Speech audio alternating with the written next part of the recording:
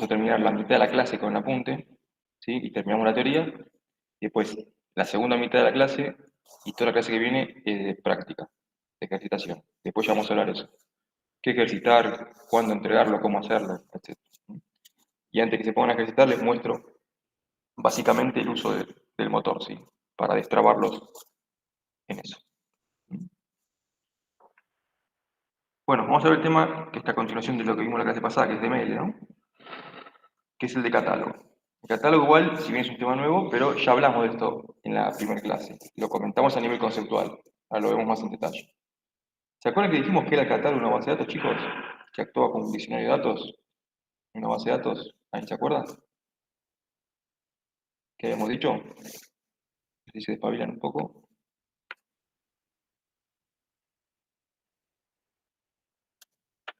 El catálogo. ¿Ahí se acuerda? Era algo así, como que podías acceder a la información de toda la base de datos, ¿puede ser? Muy bien. Eran vistas donde yo voy a consultar qué tengo en la base de datos a nivel de administración de la base, no a nivel de la información que almacena. O sea, por ejemplo, si yo quiero hacer si yo quiero consultar los clientes que tengo en la empresa, voy a hacer un select a esta tabla. Si yo quiero saber lo que facturé en el 2024, voy a hacer un select a esta tabla. Ahora, si yo quiero saber, si yo quiero consultar qué tablas tengo en mi base de datos, qué vistas tengo, qué permisos tiene tal usuario, qué objetos tiene tal usuario. ¿Ven que esa información? No puedo hacer un select a los objetos de acá. Lo que tengo que hacer select a las vistas del catálogo y vamos a ver las principales vistas de catálogo que me van a informar qué es lo que tengo en la base de datos, ¿sí? O sea, va a haber una vista de catálogo que me da información sobre las tablas, otra vista de catálogo que me da información sobre las vistas, etc. ¿Entiende? Entonces, este conjunto de vistas de catálogo era un conjunto de vistas que se crea en el momento de crear la base de datos. Por lo cual, si esto se crea en el momento de crear la base de datos, ¿quién es el propietario de los objetos del catálogo, de la vista de catálogo? El usuario administrador. System o root, o dependiendo del motor que sea. ¿Sí? Entonces, al principio cuando creo la base tengo solamente la vista de catálogo. Si yo consulto a ver qué tablas tengo, no tengo ninguna, la base es nuevita. Ahora, cuando creo una, dos, tres tablas, cada vez que consulto, por ejemplo, la vista de catálogo, que me da información sobre las tablas, me va a decir que tengo una tabla, dos o cuatro, como en este ejemplo. Entonces vamos a ver eso. Y las principales vistas de catálogo. Hay muchas más, obviamente, pero son las que menos se usan. Vamos a ver las principales, las más usadas. Bueno, leemos ese concepto y luego vienen los ejemplos.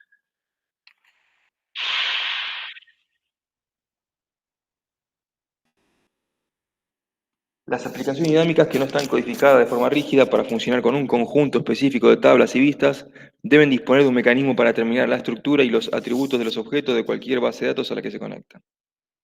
Las aplicaciones pueden necesitar información como la siguiente: querer conocer el número y nombre de las tablas y vistas de una base de datos, el número de columnas de una tabla o vista, junto con el nombre, el tipo de datos, las claves, la precisión de cada columna, las restricciones definidas en una tabla, los índices y las claves definidas para una tabla, y acá falta el etcétera, porque muchas cosas más se pueden consultar en las vistas del catálogo. El catálogo del sistema proporciona esta información para las bases de datos. El núcleo de los catálogos del motor de base de datos, recuerden que el sistema de gestión de base de datos, la abreviación, sistema de gestión de base de datos es el motor de base de datos, ¿sí? El núcleo de los catálogos del motor de base de datos es un conjunto de objetos de tipo vista que muestran metadatos que describen los objetos. Los metadatos son datos que describen los atributos de los objetos de un sistema. La vista de catálogo proporciona acceso a los metadatos almacenados en cada base de datos. Si queremos encontrar una similitud con algo conocido y común, se puede asemejar a un diccionario de datos. El catálogo proporciona información a los usuarios y al DBA. Ahora vamos a ver que hay dos grupos de objetos del catálogo. Nosotros vamos a utilizar un grupo de objetos del catálogo más abarcativo y los usuarios me van a utilizar un grupo de objetos del catálogo más restrictivo, ¿sí? Ahora vemos esa diferencia. La información almacenada incluye descripciones de los nombres de las relaciones, nombres de los atributos, dominio de los atributos, claves, etc. Maneja descripciones de nivel externo de las vistas y de nivel interno de las estructuras del almacenamiento e índices. También incluye normas de seguridad y autorización, ve como les decía, también se puede consultar qué permisos tiene tal usuario, etc., ¿no? Que permiten a los usuarios acceder a las relaciones y vistas de las bases de datos bajo un orden determinado. Cabe señalar que el catálogo no es igual en los diferentes motores de base de datos. ¿Qué es lo que no es igual qué es lo que es diferente en los distintos motores de base de datos? El nombre de la vista del catálogo, ¿sí? Va a cambiar porque cambia el producto comercial, ¿sí? Mientras yo tengo una base de datos del mismo motor, si yo creo 2, 3 bases de datos del mismo motor, las vistas se van a llamar igual. Ahora, si yo laburo en otro motor de base de datos, va a cambiar el nombre de esa vista de catálogo, porque es un producto comercial distinto. Pero conceptualmente es lo mismo. ¿Sí? Entonces, vamos a ver las principales vistas de catálogo que son las más usadas. Systables.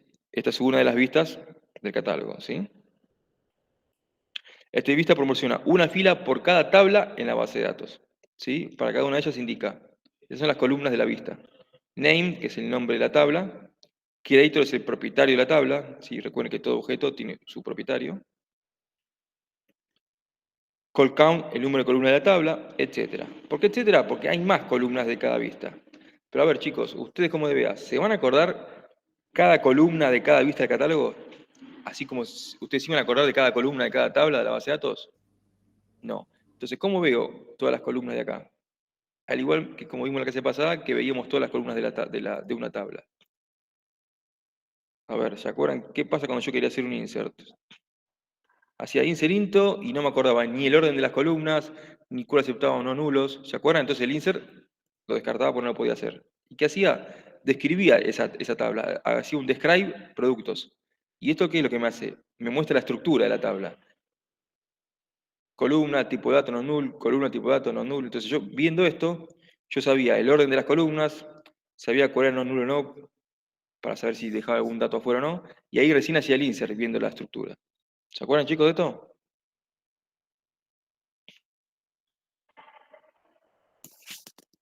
¿Se acuerdan de esto? Está Sí, bien, sí. pasaron 15 días, pero bueno, hubo un feriado de medio, pero bueno, a despabilarse. Bueno, así como puedo describir un objeto tabla, puedo hacer un describe de un objeto vista, systables. Entonces yo hago describe systables, ¿qué me muestra? Todas las columnas que tiene una vista. ¿Sí? Porque yo no voy a saber nunca de memoria todas las columnas. Estas son las columnas más principales, las que más se utilizan. Pero tiene más columnas, pero bueno.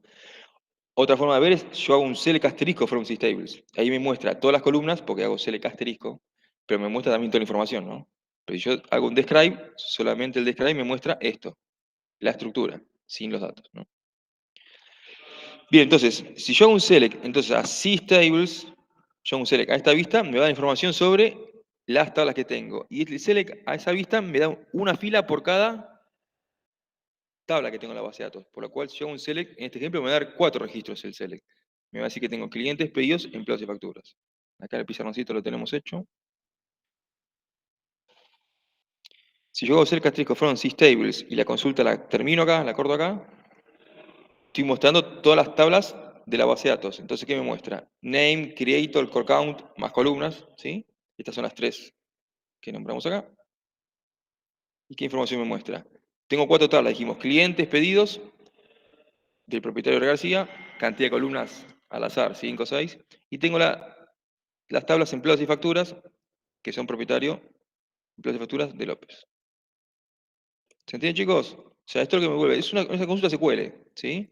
Y me devuelve estos registros. Es como si hiciera un select a clientes y tuviera 4 clientes. Me devuelve 4 registros. ¿Se entiende, chicos? Sí.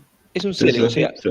la manipulación de la vista de catálogo, o sea, cómo vamos a trabajar con la vista de catálogo, es con una consulta SQL, con todas las variantes que vimos en la clase pasada. Se puede agrupar, ordenar, usar una función count. Si yo quiero contar, por ejemplo, la cantidad de tablas que tiene cada usuario. ¿Ven? O sea, la manipulación de la vista de catálogo es con una consulta. La diferencia es que en vez de consultar a una tabla, voy a consultar a una vista de catálogo. ¿Se entiende? Pero lo que se manipula en sí las vistas es una consulta SQL. ¿Sí? Si yo no lo termino acá, y acá empezamos con las variantes, si le aplico condición, ¿qué estoy buscando acá? Si yo hago esto. Yo estoy diciendo, ¿qué tablas tiene el usuario tal, R. García? ¿Sí? Yo estoy preguntando, ¿qué tablas tiene el usuario R. García? Entonces, ¿qué me va a dar? Esto, pues la condición de búsqueda. ¿Se entiende, chicos? Sí. Ven que es una consulta SQL. Yo le aplico el where, un and, dos condiciones, ordenamiento, etc. La manipulación de la vista de catálogo son haciendo una consulta SQL con todas las variantes que vimos en la clase pasada. ¿Sí? Bien, variantes. Acá como está en el apunte es SQL Server. Ustedes van a laburar con MySQL, por lo cual yo ya les agregué acá cómo se llama la vista de catálogo. ¿Ven que cambia el nombre? Porque justamente cambia el producto comercial. Y esto es lo que decía acá, que era diferente en los distintos motores. ¿Qué es lo que es diferente en los distintos motores? El nombre de la vista del catálogo. Pero a nivel conceptual, ustedes tienen que saber que en todos los motores hay una vista de catálogo que me da información sobre las tablas. ¿Se entiende? Lo que tienen que averiguar es cuál es el nombre, dependiendo del motor que sea. Esto está en SQL Server, que les agregué acá como información en MySQL con lo que van a laburar ustedes. Y yo como laburo con base de datos sola, que es el que las conozco de memoria, le muestro el equivalente, se llama DBA Tables. Ven que cambia el prefijo sys por DBA. ¿Pero por qué cambia el nombre? Porque son productos comerciales distintos, ¿ven? Pero el concepto es el mismo, ¿ven? Siempre hay una vista de catálogo que me da información sobre las tablas. En este caso no, Oracle. Son todos sinónimos. ¿Qué otra cosa cambia en Oracle? La columna propietario no es creator. En Oracle es owner, propietario. Pero ven que owner, creator son todos sinónimos, pero muestran el mismo dato, que es el propietario del objeto. Ven que son sinónimos, chicos. ¿Sí? Eso es lo que cambia en los distintos motores. El nombre de la vista del catálogo. ¿Sí? Ustedes cuando laburen van a ejercitar con esta. ¿Sí? Trabajando MySQL. ¿Se entiende, chicos? ¿Alguna duda? No, perfecto. Vemos otra. Syscolumns. Esta vista de catálogo que me va a dar. Esta me da una fila de resultados por cada tabla en la base de datos. Esta me va a dar una fila por cada columna. Por ejemplo, si yo quiero consultar a ver en qué tablas está la columna localidad. Entonces mi condición de búsqueda es por columna. Para que me diga que la columna localidad está en la tabla, no sé, clientes y empleados, por ejemplo. ¿Sí? Entonces, esta vista proporciona una fila por cada columna de cada tabla nombrada en SysTables. ¿Qué columnas principales tiene SysColumn? Bueno, name, el nombre de columna, tbname, el nombre de la tabla de la cual forma parte esa columna, calltype, el tipo de datos de la columna, etc. Si quiero ver todas, describo el objeto o hago un select sin wear y me muestra todas las columnas. Bien, en MySQL acá les puse el equivalente de cómo, de cuál es, ¿sí? Y bueno, si yo hago un select, acá está el ejemplo, si hago un select castillo from syscolumn, where name, que es nombre de columna, ¿ven? Where name, que es nombre de columna, es igual a localidad, ¿qué estoy preguntando? Yo consulto a la vista de las columnas donde el nombre de columna es igual a la localidad. Me va a decir name, localidad, pues mi condición de búsqueda, ¿sí? Localidad está en la tabla clientes y en la tabla empleados, cada una con su tipo de datos. ¿Se entiende, chicos? Sí, sí. Sí. Acá varío, o sea, si yo hago esto, a ver, un ejemplo.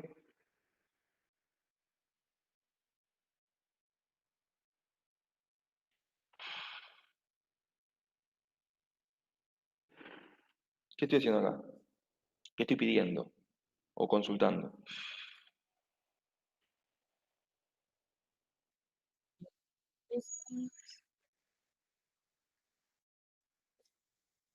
Exactamente, o sea, estoy diciendo, para estar al cliente, tráeme todas las columnas que tenga.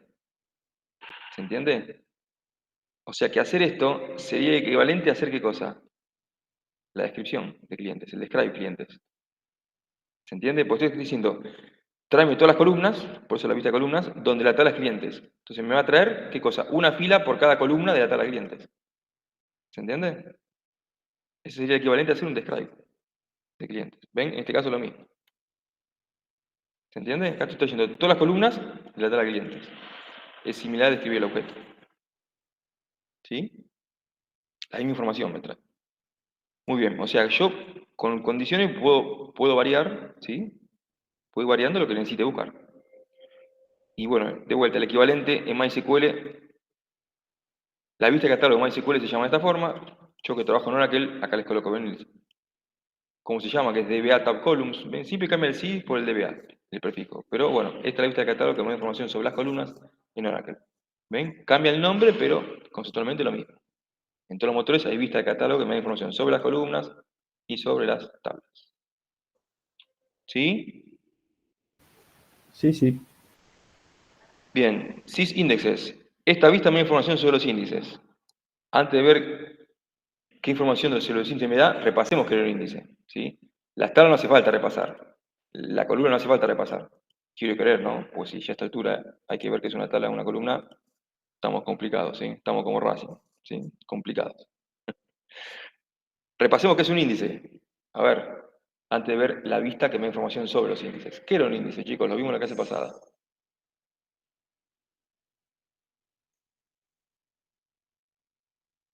¿Se acuerdan qué era un índice? ¿Para qué se usaba? Para hacer la búsqueda de la base de datos. Bien, para acelerar el criterio de búsqueda. Bien.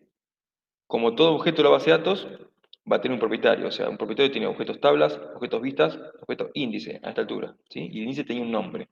Y ese objeto, como todo objeto, siempre tiene un propietario. Bien. El índice se utilizaba para acelerar el criterio de búsqueda, ¿sí? De una tabla. Ejemplo, vamos aquí arriba, donde hay una tablita por acá, acá. ¿Qué pasa si mi condición de búsqueda, o sea, en el where del select, busco por edad? Si esta columna no tiene índice, recuerden que los índices actúan sobre columna de tablas, ¿sí? Si esta columna no tiene índice, y cuando busco por esta columna, el motor hacía un full scan. Busca tupla por tupla, fila por fila hasta llegar al resultado, ¿sí? Y devuelve el resultado, pero tardando esta cantidad de tiempo en buscar fila por fila. ¿Qué pasa si yo le creaba un índice en esta columna? Lo hacía en forma automática y lo hacía en memoria, distribuía información en forma de estructura de árbol, ¿se acuerdan? Por grupos de nivel superior y grupos de nivel inferior. Entonces preguntaba, si la información no está en el grupo de nivel superior, no iba a perder tiempo en preguntar en los grupos de nivel inferior. Por lo cual siempre dejaba sectores sin preguntar y por ende accede a la misma información, pero más rápidamente. ¿Se acuerdan, chicos, que hicimos el dibujito de la estructura de árbol? ¿Se acuerdan? Sí, sí. Sí, sí. Bien. Bueno, entonces tengo una vista que me da información sobre los índices. O sea, por ejemplo, ¿qué puedo necesitar yo? Saber qué índices tiene la tabla tal. Por ejemplo, me llaman y me dicen, anda lenta la consulta sobre la tabla de empleados. Bueno, a ver, lo primero que tengo que consultar es, ¿tiene índice la tabla? Ah, hago un select, si no me da valores, ah, no tiene índice la tabla. Bueno, vamos a crear un índice por la columna que está buscando el usuario. Entonces, ¿para qué puedo necesitar la vista de índices? Justamente esa, para consultar qué índices tiene la tabla tal. Entonces, esta vista proporciona una fila por cada índice en la base de datos. ¿Cuáles son las columnas principales? El name es el nombre del índice, tbname es el nombre de la tabla indexada, creator es el propietario del índice, etc. ¿Sí? Este es el nombre de la vista catálogo de índices en MySQL. ¿Sí?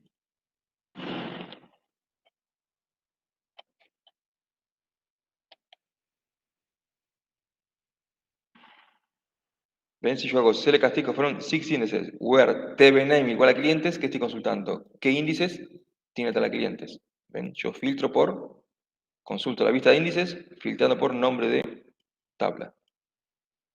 ¿Se entiende? Acá estoy consultando qué índice tiene la tabla tal. Me va a dar, si la tabla tiene dos índices, me va a dar dos registros de resultados este select. Me dice que tiene el índice de nombre tal, actúa sobre tal tabla, que es esta tabla por la condición de búsqueda, ¿sí? Y actúa sobre tal columna, y tengo el índice que se llama de tal forma, que actúa en esta tabla, va a estar repetido porque es la condición de búsqueda, y actúa sobre tal columna el índice. ¿Se entiende? Yo ahí consulto qué índice tengo en una tabla. ¿Sí? Y el equivalente de Oracle ve que siempre es lo mismo, cambia el prefijo sys por el DBA. ¿Sí? En MySQL cambia bastante el nombre, ven que es information.schema, cambia bastante. Entre MySQL y, perdón, entre SQL Server y Oracle es más parecido el nombre, cambia el prefijo nada más, sí por DBA. ¿Se tiene, chicos, la vista de índices? Yo consulto cada índice que hay en cada columna de cada tabla.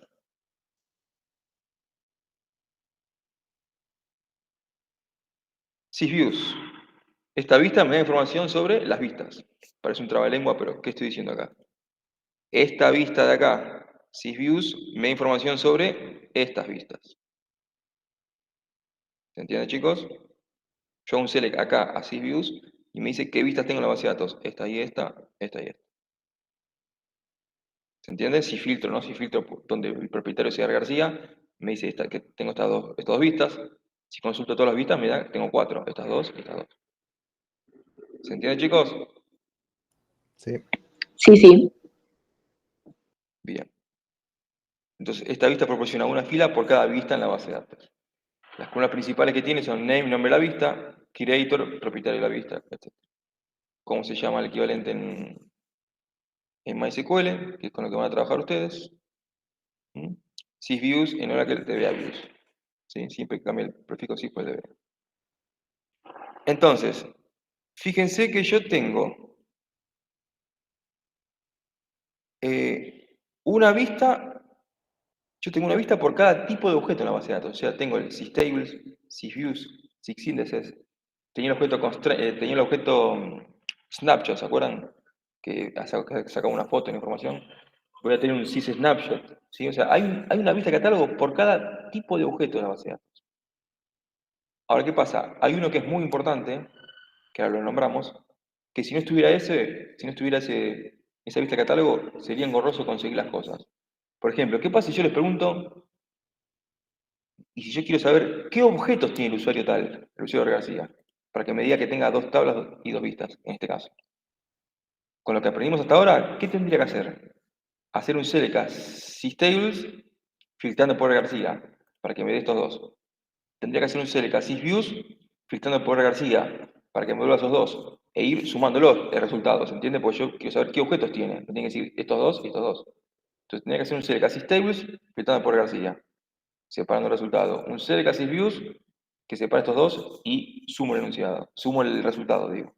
Tendría que hacer un CLK sysindexes, a ver si tiene índices, y si tiene índices, lo sumo al resultado, para que recién me dé todos los objetos que tiene el usuario. ¿Se entiende, chicos? Eso es engorroso hacer eso. Entonces, para evitar eso, hay una vista de catálogo que me da información sobre todos los objetos de la base de datos, que se llama sysobject o dbaObject. ¿Sí? Ahí hice el ejemplo con dba, pero puede ser sys, como venimos haciendo el ejemplo. ¿Sí? Entonces, yo hago un CDK sysobject, donde owner o creator es igual a García, estoy diciendo qué objetos tiene el usuario tal. Entonces, ¿qué me va a decir? ¿Qué tiene García? Clientes y pedidos que son tablas y pagos y proveedores que son vistas. Entonces, ¿qué me devuelve? Object name, clientes y pedidos. El propietario siempre será García porque es mi condición de búsqueda. ¿Sí? Tiene 2 objetos de tipo tabla, por eso tiene una object type, y tiene 2 objetos que se llaman precio y doy pagos de tipo vista. ¿Ven? Me devuelve 4 registros de resultados. Acá consulto los objetos de tal usuario. Entonces, esto es mucho más práctico porque yo no tengo que andar haciendo un CLK systables filtrando por García, un CLK sysviews filtrando por García y sumando el resultado. ¿Se entienden, chicos? Sí. Es muy práctica esta vista porque me engloba a todos los objetos. Esta vista tiene una columna adicional que es Object Type, que es tipo de objeto, ¿sí? Que me dice que esto es una table, esto me dice que es una view. Las vistas por tipo de objeto no tienen esta columna. ¿Por qué? Pues si yo hago un CLK sysindexes, el tipo de objeto es un índice de lo que me muestra. Si yo hago un CLK systables, el tipo de objeto es una tabla de lo que me muestra el resultado. ¿Se entiende? En cambio acá necesito la columna adicional tipo de objeto para que me diga que esto es un objeto tipo table, esto es un objeto tipo view. Esta columna es adicional y propia de esta vista catálogo, la que me engloba a todos los objetos. Y ahora que aprendimos esto, acá vemos la importancia de, que yo les vengo hablando desde la primera clase, de nombrar bien a los objetos de una base de datos. Las tablas en plural, las vistas con un prefijo b-algo, o sea, b de view o vista, los índices i-, el nombre de index o índice. ¿Por qué? Porque dijimos que con yo solamente ver el nombre del objeto, sé que es un objeto de tipo vista. ¿Qué pasa si yo nombrara a la vista así? Proveedores. O sea, si yo tengo dudas que si esto es una tabla o una vista, ¿qué tendría que hacer a cada rato si tengo los objetos mal nombrados? Tendría que consultar a la vista de los objetos para saber qué tipo de objeto es el objeto de nombre tal. Entonces, ¿qué haría a cada rato? Haría un CLK sysobject de object where, en vez de uno, no, where object name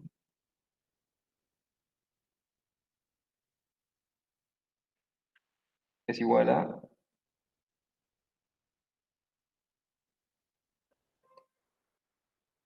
proveedores. Yo acá estoy consultando, voy a consultar esta fila, porque estoy consultando a la vista de objetos donde el nombre de objetos es proveedores. Entonces ahí yo voy a saber que esto es una view. ¿Entiendes? Pero ¿qué pasa? Voy a tener que hacer consultas al catálogo a cada rato si los objetos los nombro mal. Porque a cada rato voy a tener que saber, a ver qué tipo de objeto es este. Ah, es una vista. ¿Qué tipo de objeto es este? Ah, es una tabla. ¿Se entiende? Entonces, si yo nombro bien los objetos, ¿sí? No voy a necesitar consultar esto para saber qué tipo de objeto es el objeto de nombre tal. Para que me diga que es una tabla o una vista.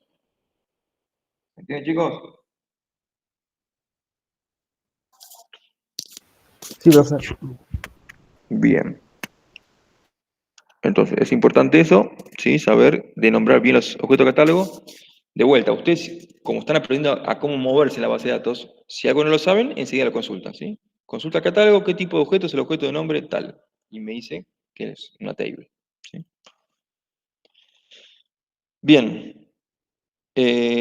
Obviamente, como dice acá, solamente se pueden realizar operaciones de select sobre los objetos catálogo, ¿sí? O sea, sobre la vista de catálogo, sysTable, sysView, sysIndex, ¿sí? Solamente operaciones de select, pues son consultas.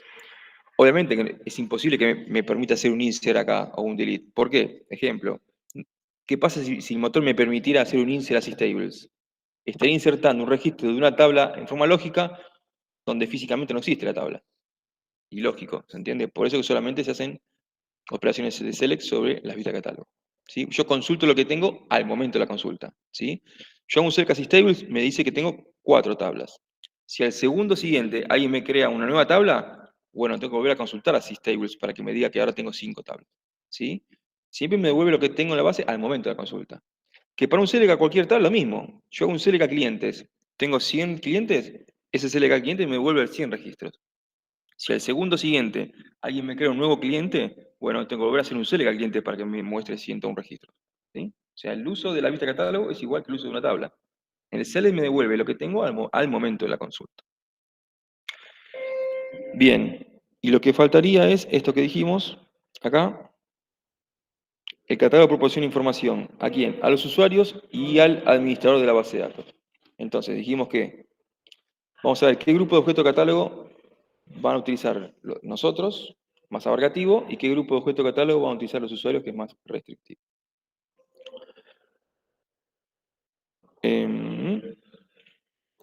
Existen dos grupos de objetos, chicos, que están duplicados. Cambia el prefijo. O sea, existen el DBA tanto o sys, sí, perdón, siguiendo el ejemplo del apunte sería sys, ¿no?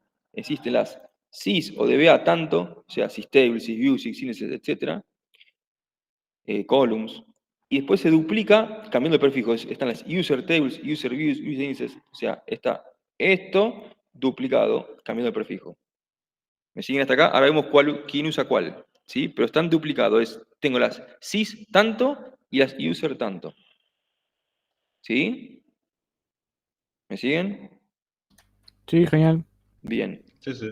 ¿Quién usa cada una de ellas? Nosotros, como DBAs, nos vamos a conectar con el usuario administrador y vamos a utilizar las vistas de prefijo administrador, que son las sys o DBA. Por lo cual, ¿por qué uso esa? Porque la sys me permite ver tablas de cualquier propietario. Por ende, me permite ver las tablas de toda la base de datos, o las vistas de toda la base de datos. ¿Sí?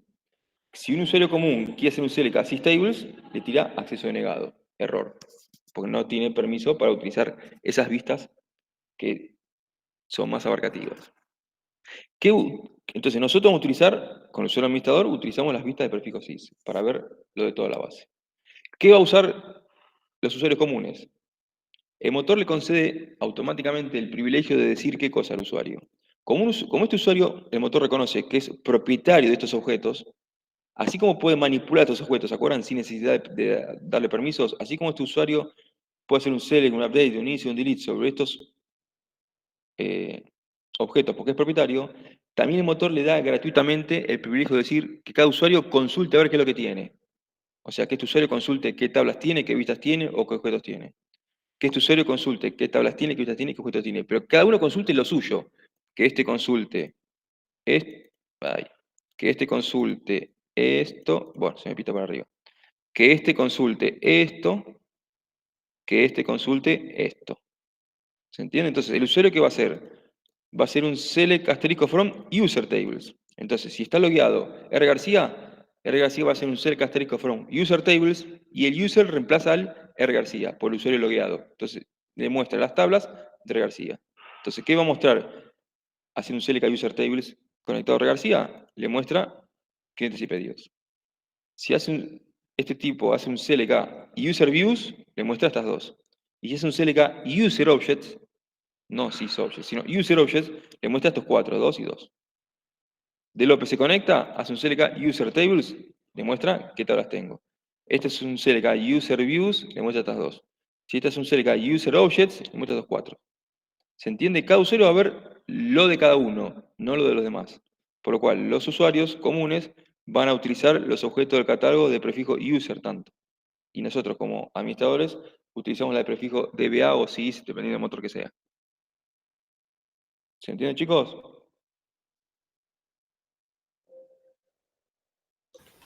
Perfecto. Sí, sí. Nosotros necesitamos consultar los objetos de toda la base, por eso utilizamos la de prefijo sys. Cada usuario va a ver lo que tiene, nada más, pero cada uno lo suyo. Bien, ahí terminamos el tema, es corto. Hay ejercicios que no son muchos, son 4. ¿Por qué son 4 solos? Porque la gestación de consulta catálogo es select, es manipulación. ¿Sí? Y ya les puse bastante gestación en DML, que ahora vemos lo que tienen que ejercitar. ¿Sí? Porque son consultas select en los ejercicios de DML. ¿Sí? Esto es lo mismo, es hacer consulta SQL, es lo mismo. Nos van a ejercitar ahora, vemos el último tema y después van a ejercitar todo junto. DDL, DML, lo del catálogo, que es esto, y lo del último tema. ¿Sí? Después hablamos bien de la gestación, qué tienen que hacer, cómo lo tienen que hacer, dónde entregarlo y cuándo entregarlo. ¿Alguna duda de catálogo?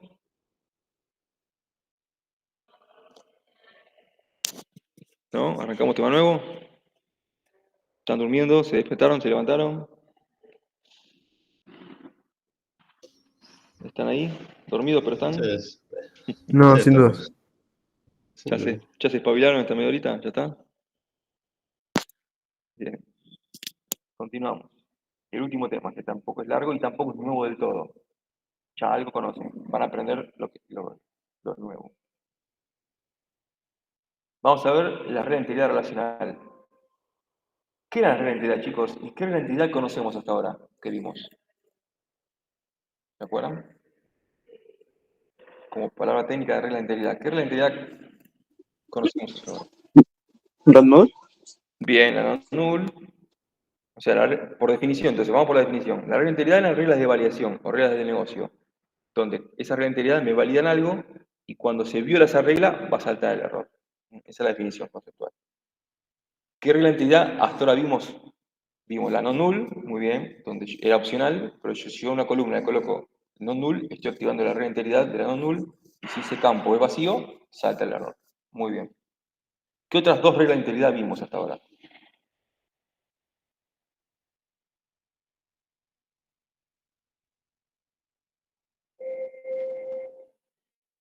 ¿Qué otras dos? La non-null. Cuando yo creo una tabla, ¿qué otra regla? Cuando hacía el create table, además de ponerle non-null al costado, al final, ¿qué le colocaba al final de cada columna? ¿Cómo hacía yo para identificar la fila en forma única? ¿Qué tenía que crear? Una primary key. Muy bien, una clave primaria, que es una regla de integridad de clave primaria. Esa es otra regla de integridad, ¿sí? Donde yo tengo que identificar la o las columnas que me identificaban la fila en forma única. Entonces, esa es una regla de integridad. Y estaba validando algo. ¿Qué validaba? Que no haya repetidos ni nulos ni vacíos. Y cuando había un repetido o un nulo, saltaba la regla de integridad. Muy bien. Y la otra regla de integridad que vimos, ¿Un foreign key? la foreign key, o clave ajena, muy bien en castellano. ¿Qué era la foreign key? Repasemos. Yo lo utilizaba la foreign key para relacionar tablas, ¿sí? Como toda identidad, actúa sobre columnas de tablas, ¿sí? Entonces, si yo tenía dos tablas para relacionar, ¿sí? Primer concepto para relacionar es que yo tenía que crear una regla de clave ajena. Segundo concepto que tenía que saber es dónde iba la columna de clave ajena, si iba en esta entidad o en esta entidad. Para eso hacía la pregunta en forma bidireccional. A un elemento de esta entidad, ¿cuántos elementos le corresponden a esta? Y viceversa, siempre partiendo por unidad, a un elemento de esta entidad, ¿cuántos elementos le corresponden a esta?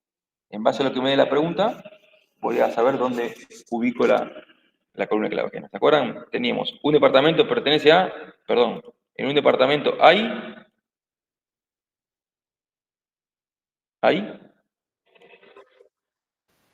Sí, pero Muchos. uno o muchos empleados. Muchos. Muchos empleados. Entonces, en un departamento hay muchos empleados. O sea que tengo una relación de uno a muchos en este sentido. Y ahora hago la pregunta al revés. Y siempre partiendo por unidad. ¿Un empleado pertenece a? Un solo departamento. Un solo departamento. Entonces tengo una relación de 1 a 1 en el sentido y de 1 a muchos en el sentido. Cuando tengo de 1 a muchos y de 1 a 1, la columna de clave ajena iba en la tabla del lado de muchos o del lado del hijo. ¿Se acuerdan que es una relación padre-hijo? O sea que la columna de clave ajena va a ser acá. ¿Se acuerdan, chicos? Sí, sí. La tabla del lado de muchos. Acuérdense, esto le va a quedar más grabado si esta tabla se llama Racing, ¿sí? Del lado del hijo. ¿Sí? Entonces, así se despabilan un poco, vamos. Entonces, identifico la columna de clave ajena, que va a estar en la tabla del lado de muchos, del lado del hijo, y esta columna va a ser clave ajena. Cuando yo activaba esta clave ajena, ¿qué es lo que estaba validando, chicos? O sea, ¿cuándo saltaba la clave ajena? Dijimos cuándo saltaba la primary key, cuando había nulos y repetidos. ¿Cuándo saltaba la null? Cuando había vacío. ¿Y cuándo saltaba la foreign key, chicos? Pues la foreign key, ¿qué es lo que hacía? Relaciono esta columna con la clave primaria de la tabla a la cual voy a relacionar. ¿Y cuándo hicimos saltar la foreign key acá, chicos? ¿Se acuerdan? Cuando no se relacionaba con la otra tabla. Bien, por ejemplo, que era un empleado que pertenezca al departamento 28. Viene acá y dice, ¿existe el 28? No, entonces error, exactamente. Y no me deja insertar el registro. Bien, ¿y qué otro ejemplo hacía saltar la foreign key? Ahora, haciendo algo en la tabla padre. ¿Se acuerdan? ¿Qué pasa si yo quería borrar el registro 3 de contaduría? Viene y dice, ¿tengo hijos asociados al 3? No, entonces borro bien. Lo que pasa es que yo quiero borrar uno, sistemas. Viene y dicen, ¿tiene hijos asociados? Sí, entonces salta la fuente. No permite borrar este registro porque tengo estos dos. ¿Qué tengo que hacer? Siempre borrar de abajo para arriba. O borro estos dos con delete o con update, los paso de departamento, los paso del 1 al 3. Y ahí quiero borrar el 1, vuelve a chequear, no tengo ninguno con el 1, listo, y ahí borrar. Pero ahí saltaba la foreign. Muy bien. Ahora entonces, ¿qué es lo que vamos a hacer? Vamos a aprender las reglas de integridad que queda por aprender, o sea que a partir de ahora van a conocer todas las reglas de integridad que hay en todo motor de base de datos, y a las que ya aprendieron, como esta de primary key, foreign key, van a aprender la importancia de colocarle nombre a la regla, porque hasta ahora la estamos creando sin nombre, o sea, no es obligatorio colocarle nombre, pero ahora van a ver la importancia de colocarle nombre a todas las reglas de integridad, por lo cual a partir de ahora las reglas de integridad créenlas con nombre porque van a ver la importancia de que tengan. Bueno, vamos a ver eso, chicos. Vemos entonces, las restricciones sobre la integridad proporcionan un medio de asegurar que las modificaciones hechas a la base de datos no provoquen la pérdida de la consistencia de los datos. Por lo tanto, las restricciones de integridad protegen a la base de datos contra daños accidentales. La integridad de los datos está garantizada por un conjunto prefinido de reglas de negocio o constraints. Esta es la palabra técnica de regla de integridad en base de datos, chicos. O sea, que yo tuviera que tener una constraint de tipo primary key, una constraint de tipo foreign key, una constraint de tipo las que faltan aprender. ¿Sí? Esta es la palabra técnica donde yo voy a hacer constraints en la base de datos. La palabra técnica de regla de integridad. Bien. La definición de constraint garantiza permitir unos valores nulos en las columnas. ¿Cuál sería esta? Not null. Bien. Valores únicos para las columnas. Esta es una regla de integridad nueva, que ahora la vemos. ¿Esta cuál sería? Eh, la primary key, Muy bien. ¿Esta cuál sería? Existencia de valores referenciales, o sea que hace referencia a la otra tabla. la foreign. Muy bien, muy bien. O sea que los valores existan en la tabla a la cual estoy relacionando, exactamente. Y esta es la otra nueva que vamos a ver ahora. Garantizar que las columnas cumplan ciertas reglas de negocio. O sea, esta y estas son las nuevas, ¿sí? Y las otras van a aprender a colocar el nombre. La ventaja de tener regla de integridad entonces es el mejoramiento de la eficiencia, centralización de reglas, fácilmente modificables, ahora vamos a ver cómo se modifican. Son flexibles, se pueden habilitar o deshabilitar, ahora vamos a ver cómo se deshabilita y cómo se habilita, y para qué yo quisiera deshabilitar una regla de integridad. Y la identidad tiene su documentación completa en el diccionario de datos. ¿Qué es esto, chicos? Lo acabamos de ver. Por lo cual, si las identidades están en el diccionario de datos, ¿qué me pueden decir ustedes con lo que acaban de aprender?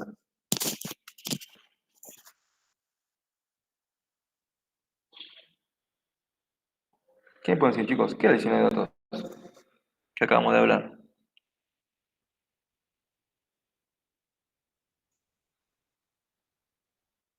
El tema anterior, chicos, los voy a matar. El catálogo. Muy bien, o sea que la regla de integridad se puede consultar al catálogo. Por lo cual, yo en el catálogo, ¿qué voy a tener? Una vista del catálogo que se llame sysconstraints o el nombre que sea. ¿Se entiende? Entonces, ¿yo para qué voy a consultar una vista de catálogo? Por ejemplo, para saber qué regla de integridad tiene tabla de clientes. Entonces, yo voy a hacer un CLK. DBA constraint o sysconstraints, where table name es igual a clientes. Entonces, yo ahí consulto qué regla de integridad tiene tabla de clientes. Me va a decir que tiene una regla de integridad que se llama de tal forma, que es de tipo primary key. Tiene una regla de integridad que se llama de tal forma, que es de tipo foreign key. ¿Se entiende? Eso para consultar qué regla de integridad tiene una tabla. ¿Sí? Eso está anotado por acá. En los ejemplos ven que acá está escrito, nombrado por acá. ¿Ven? DBA o sys constraint. ¿Sí? Para yo saber las reglas que tiene una tabla. Eso quiere decir que están documentadas en el diccionario. Entonces, ¿qué tipo de constraints son? La non-null, la unique y la check, estas son las nuevas, y la primary key y foreign key. Estas son todas las reglas de integridad que tiene todo motor de base de datos. Acá vamos a ver la importancia de colocarle nombre, chicos, y ponemos ejemplo de cada una de ellas. Las constraints pueden ser declaradas cuando se crea la tabla, y también se van a poder crear cuando la tabla ya existe, ¿no? Vamos a ver los dos ejemplos. Crear la regla de integridad al crear la tabla, y crear la regla de integridad cuando la tabla ya existe. Pueden definirse como parte de la columna imponiendo reglas sobre ella, o puede definirse como parte de la tabla, en cuyo caso imponen reglas que alcanzan cualquier columna o conjunto de columnas de la tabla. Ahora vemos ejemplo. Las constraints deben ser nombradas cuando son definidas. El nombre debe ser único para el usuario, para el propietario. Dicho nombre de la constraint va a aparecer en los mensajes cuando la constraint es violada, o sea, cuando salta va a saltar con ese nombre. Y se va a utilizar en las vistas del catálogo. O sea que si yo le coloco nombre, cuando yo hago un CLK sysconstraints para esta tabla, me va a decir que la constraint se llama de esa forma, es porque le estoy colocando el nombre yo. ¿Qué pasa si una constraint no es nombrada, que es lo que venimos haciendo hasta ahora? El motor de base de datos le asigna un nombre automático. Entonces, a ver, obligatorio no es colocar el nombre a las reglas, chicos, de integridad. ¿Por qué? Porque el motor le asigna uno. Pero ¿cuál es el problema de dejarle el nombre al motor? Que me asigne un nombre al motor. El motor me coloca un nombre alfanumérico y no es para nada intuitivo. En cambio, si yo le coloco un nombre intuitivo a esa regla de integridad, cuando a mí me salte la regla de integridad, yo veo el nombre y el nombre, como yo la creo yo, va a ser intuitivo para saber dónde está el problema. Ahora vamos a ver ejemplo de qué nombre le colocamos a las constraints. Pero, ¿qué va a ser el nombre intuitivo? Primero, el prefijo de tipo de constraint. Por ejemplo, pk-bajo el nombre para primary key, o fk-bajo el nombre, o ck de check bajo el nombre, o uk de unique bajo el nombre. ¿Entiendes? Entonces yo digo, salto una constraint de tipo primary key sobre tal columna. Lo que se suele colocar es pk-bajo el nombre de columna y bajo el nombre de tabla. ¿Se entiende? Entonces cuando salta la regla, salta con ese nombre y es más intuitivo para mí detectar el error. ¿Entiende? Si le dejo el nombre que me lo asigne el motor, ¿sí? La constraint se crea, pero cuando salte va a saltar con un nombre no intuitivo, entonces yo tengo que ver columna por columna a ver dónde está el problema. Que acá voy directo a la columna del problema. Entonces ven, acá dice las constraints deben ser nombradas. Obligatorio no es, pero es altamente recomendable que sean nombradas. Haremos ejemplos igual de nombres de cada una de ellas. Bueno, empezamos con los ejemplos. ¿Sí? La más básica, no null. Acá no hay mucho que explicar, chicos. Cuando una columna debe contener simples valores, debe usarse la non-null constraint, la cual se controlará en las inserciones y actualizaciones. Es la única constraint que se recomienda que no tenga nombre. Es verdad, a la non-null no se le coloca nombre, ¿por qué? Porque esto es palabra reservada, non-null. Cuando salta va a saltar como non-null, y esto como es palabra reservada y es algo técnico entendible, ¿sí? No se le coloca nombre. A las demás, o sea, a estas 4 sí se le coloca nombre. A esta no se le coloca nombre. ¿Sí? Bueno, ¿y cómo se crea? Ya lo hemos visto. Create table de empleados, columna, tipo de dato, non-null. ¿Sí? Esto es que decir, etcétera, más columnas, ¿no? Por ejemplo, es esto. ¿Sí? Acá no hay nada para explicar. Vamos con la unit, que esta sí es nueva. Vamos a ver una de cada una. La unit, esta es nueva. Garantiza que 2 filas en la tabla no tenga valores duplicados para la columna o columnas sobre las cuales se define la unit constraint. Los valores de una constraint de unicidad deben ser distintos o nulos. Entonces, antes del ejemplo. ¿Para qué yo voy a querer crear una constraint tipo unique, chicos? ¿Qué me valida la constraint tipo unique? Que la columna sea única, o sea que no se repita. ¿Sí? A ver, te van a decir, eso lo valida la primary key, pero no. La primary key me sirve para identificar la fila en forma única. Esto es primary key, para identificar la fila en forma única. Y valida que no sea único ni vacío también, la primary key. Hay veces que yo voy a necesitar, yo voy a tener una columna, por ejemplo la columna DNI, ¿sí? Esta columna no va a ser primary key, pero yo tengo que validar que el DNI no se repita, porque no puedo tener dos empleados con el mismo DNI. Entonces, esta va a ser mi primary key, pero esta columna yo le tengo que aplicar una constraint tipo unique. Entonces, cada vez que colocan un valor, como la constraint de tipo unique, va a chequear los registros anteriores si no hay repetidos. Y si hay repetido, salta.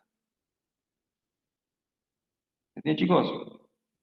Valida que no se repita el dato. O me hacen un update, me cambian este valor, bueno, revisa para arriba y para abajo, ¿sí? Que ese valor que me están modificando no exista ya en la columna. ¿Entienden, chicos? Genial. Bien, ahora vamos al ejemplo y a las variantes. Quiero table empleados, ahí de empleado tipo no null, coma, y viene la constraint. Columna, tipo de dato, esto que está mayúscula puede palabra reservada y esto minúsculo es lo variable, es el nombre de la constraint. Acá pueden escribirlo todo minúsculo, todo mayúscula. Acá lo puse para diferenciar las palabras reservadas de lo variable que es el nombre de la constraint. Entonces, siempre va a ser lo mismo, chicos, para todas las reglas. Ahora vamos a ver que siempre se repite para las reglas. Siempre es constraint, nombre y tipo. O sea, va a ser constraint, nombre, unique, constraint, nombre, primary key, constraint, nombre, foreign key, constraint, nombre, check, tal cosa. ¿Sí? Tómense eso como regla, que es siempre igual. Constraint, nombre, tipo. Entonces, constraint, ¿ven? Tipo de constraint, unique. Guión bajo sobre qué columna actúa. Y si quieren, guión bajo empleados.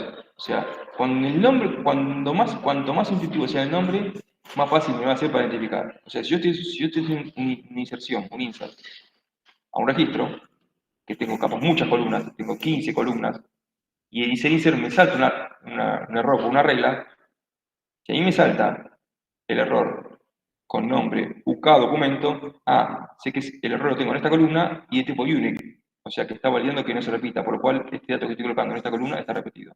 Ven que yo en un segundo detecté dónde está el error. En cambio, si yo a la constraint no le coloco nombre,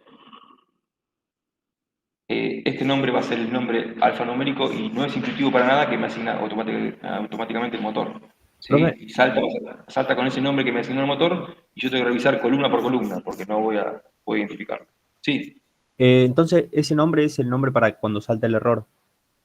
claro, es el nombre de la constraint tipo Unix sobre esta columna. Pero se va a llamar así. El nombre de la columna es El nombre documento. claro, este nombre de la constraint de tipo Unix que actúa sobre esta columna. Ok. Si vos no le colocas nombre, ¿cómo sería? Acá, Unix. Coma, o sea, esto no, coma y seguir con las columnas. O sea, acá le está diciendo que esta columna va a tener una constraint tipo unique, pero sin nombre.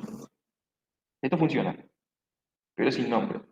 ¿Entiende? Para colocar el nombre es constraint, nombre y después tipo. ¿Se entiende? Sí, sí. Acá lo está haciendo sin colocar nombre, pero esto no es lo recomendado. Si bien funciona, sí, no es lo recomendado. Vamos a dejarlo como estaba. Bien. Acá la constraint está puesta al costado de la columna, ¿sí? O sea, acá sigo con columnas, en la creación de tablas, constraint.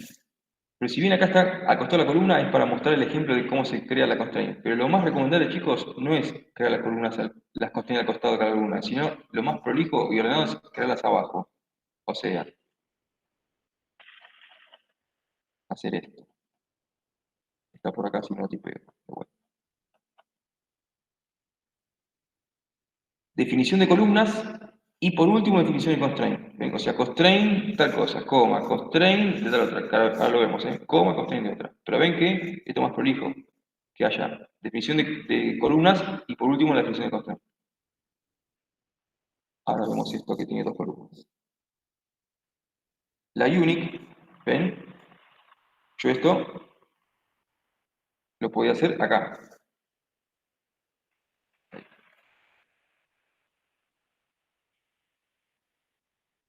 ¿Entiendes? ¿Qué pasa? Al hacer el costado, esto no va. ¿Por qué no va el nombre de la columna? Porque le estoy diciendo que va a ser de tipo unique esta columna. ¿Sí? Constraint nombre tipo unique, coma.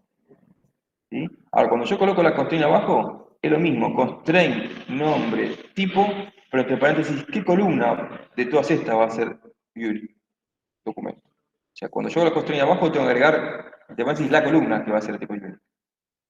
¿Se entiende? Si lo coloco al costado, no, porque es esta columna que tiene ese renglón. ¿Se entiende? Sí, Bien, o sea que en este caso da lo mismo crear la regla al costado que abajo. Pero vamos a hacer un ejemplo donde no da lo mismo al costado que abajo. Abajo funciona bien y acá no va a funcionar bien. Y el ejemplo es con Unity. ¿Qué dice el enunciado? Garantiza que dos filas en la tabla no tengan valores duplicados para la columna o columnas sobre las cuales se aplique la línea de cuestión. Entonces yo puedo crear una regla de integridad de tipo unique que me actúe sobre dos columnas. O sea, capaz que yo mi validación es por dos columnas. Y cuando se me repitan esas dos columnas, hay que salte. Entonces sería una unique compuesta. Esto es una unique simple, porque tengo sobre una columna, y una unique compuesta que sería, ejemplo, acá tengo el ejemplo. Yo tengo tipo de documento y número de documento. Acá voy a crear una constraint unique compuesta que me valide tipo y número. Entonces va a saltar cuando se me repiten las dos.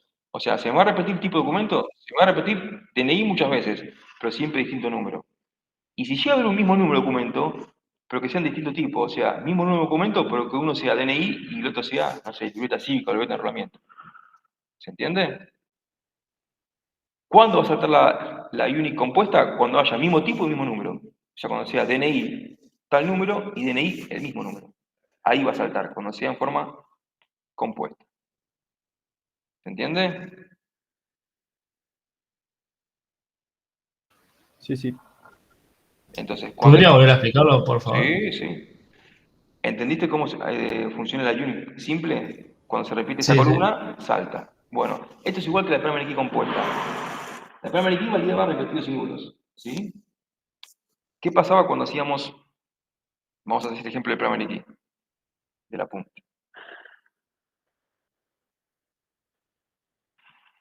Que es el mismo caso. La única diferencia es que la primary key valida repetidos también, ¿no? Nulos y repetidos. Bien. La tabla relacional. Teníamos una primary key compuesta entre número y PNRO. ¿Te acordás? Esta es primary key simple. Digo que esta columna es primary key. Y acá decimos que es primary key compuesta. Cuando la primary key es compuesta, ¿qué va a validar? Que no se repitan estos dos. O sea, se puede repetir el número de proveedor enviando distinto producto, o se podía repetir el producto enviado por distinto proveedor. ¿Cuánto saltaba la primary key? Cuando se repetía el mismo proveedor enviando el mismo producto. ¿Te acordás? Cuando se repetían en conjunto. Sí, sí. Bueno, acá lo mismo. Por ejemplo, está acá. Yo la constraint no la voy a hacer simple, la voy a hacer compuesta. ¿Compuesta de qué? Nombro entre paréntesis las dos columnas. Entre la columna tipo-doc, coma y documento, ¿no? Entonces, acá estoy diciendo constraint de nombre, siempre con el prefijo unique. Constraint nombre tipo, y entre paréntesis, estas dos columnas va a ser tipo unique. Entonces, trabaja similarmente que como la primary key. Va a saltar cuando estas dos columnas se repitan. Entonces, generalmente la palabra tipo documento se va a repetir siempre, DNI, DNI, DNI, DNI, pero siempre distinto número. ¿Sí? ¿Y por qué validar doble? Porque en caso que haya un mismo número, puede haber un mismo número, pero que uno sea tipo documento DNI y ese mismo número sea libreta cívica. Entonces tampoco te va a saltar. ¿Cuándo salta? Cuando sea mismo tipo y mismo número. Cuando sea DNI tal número y DNI el mismo número. Ahí salta. Salta en forma Listo, completa. listo, gracias. ¿Sí? Me parece que ya no existe más eso de libreta cívica de enrolamiento. Me parece, pero bueno, son todos DNI, creo. Pero se entiende el ejemplo, ¿no? O sea, va a saltar, o sea, yo activo la constraint tipo unique en forma compuesta. Me valida en forma compuesta por dos columnas. Acá no da lo mismo colocar abajo la constraint que al costado. Porque si yo la quisiera colocar al costado, ¿qué haría? estoy haciendo una unique acá y una unique acá. Y no sería una sola compuesta, serían dos simples por separado. Y al hacer dos simples por separado, ¿qué pasa? Primer tipo de documento DNI, a la segunda palabra DNI ya me salta, porque la valido por separado, no la valido una sola junta. ¿Entiende? Entonces acá no da lo mismo crear la constraint al costado que abajo. Acá sí o sí tengo que colocarla abajo, nombrando las dos columnas. ¿Se entiende? Profe, Sí, decime. y no sería, o sea, lo mismo colocar la regla solamente para la columna de documento y que no se repita y no tener que hacerla para el DNI y el documento. Te escucho muy bajo. Que si no sería lo mismo colocar solo la regla para la columna documento y no para el DNI y documento, porque si solo impide que No. se repita. Si vos colocás por separado, acá es compuesta, te ubicas, ¿no? Acá creo una sola regla integral que valide estas dos columnas. Entonces, cuando estas dos columnas se repiten, salta. Pero si es que es una compuesta al costado de cada una, no va a ser una compuesta, va a ser dos simples. O sea, esta va a ser unique y esta va a ser unique, que se validan por separado. Van a ser dos reglas, no una compuesta. Van a ser dos reglas simples. O sea, me valida que esta no se repita y que esta no se repita. Y este se me va a repetir siempre, porque la palabra DNI va a estar varias veces. A la segunda palabra de tipo documento DNI que me coloque, salta. Entonces no es una sola compuesta estas dos. Estoy creando dos simples si las hago acá al costado. ¿Entiendes? Por eso como... ¿Se entendió? Profe, Sí. yo creo que es colocar solamente la regla a la columna de DNI para evitar que el DNI se repita. Sí, número, pero esto es en caso que si hay un mismo número de documento, que uno sea de tipo DNI y que ese otro mismo documento sea libreta 5, libreta de arrolamiento, ¿entendés? Para eso debe ser la doble. Ahora sí. Muy bien. Entonces, ven, acá no da lo mismo al costado que abajo, porque si hago al costado, hago dos simples, no una sola compuesta. Entonces, como algunas no da lo mismo al costado que abajo, y como es más prolijo hacerlo abajo, entonces, como regla es definición de columnas y por último, definición de regla de integridad. ¿Sí? Abajo, esto es más prolijo. Bien, seguimos. ¿Se entendió la unique?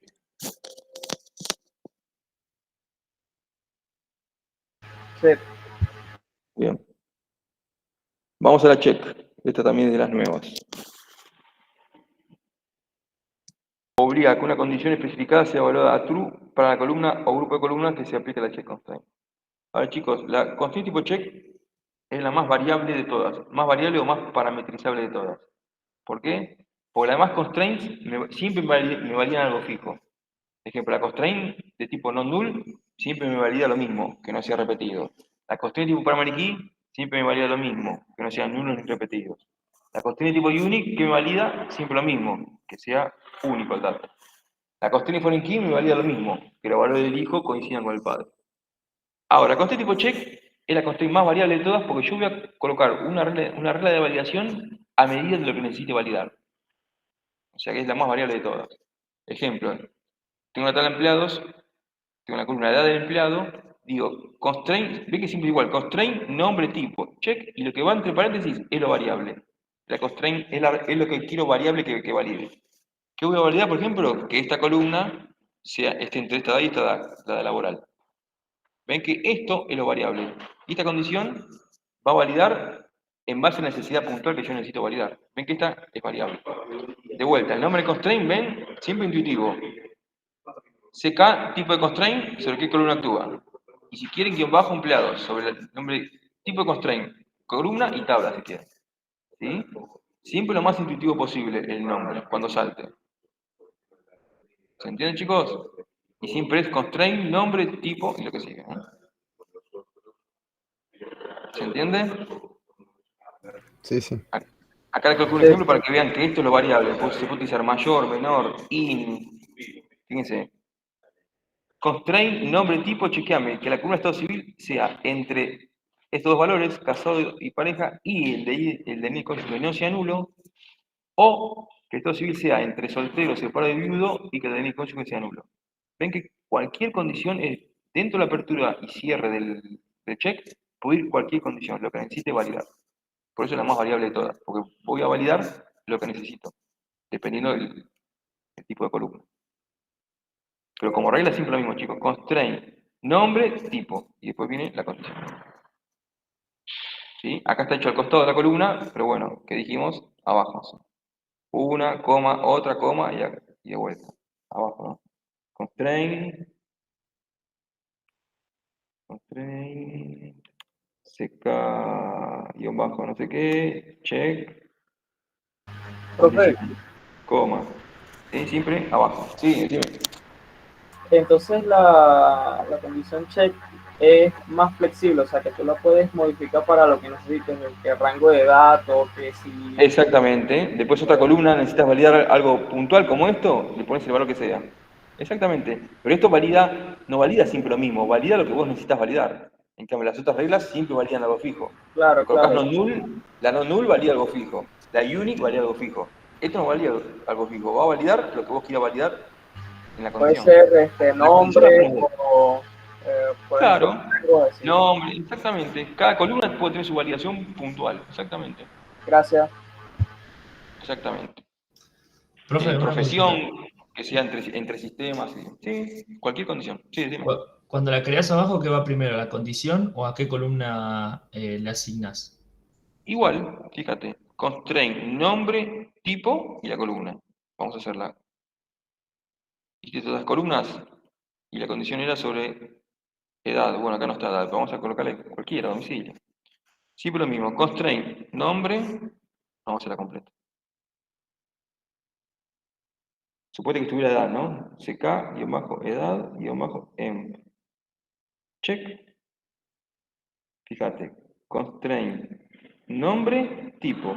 Y de vuelta, chequeame qué cosa, que la columna edad, em,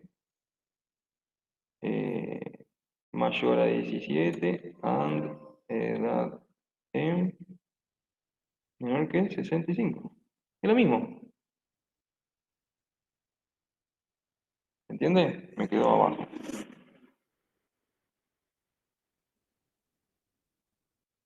Y acá coma, viene esta constraint.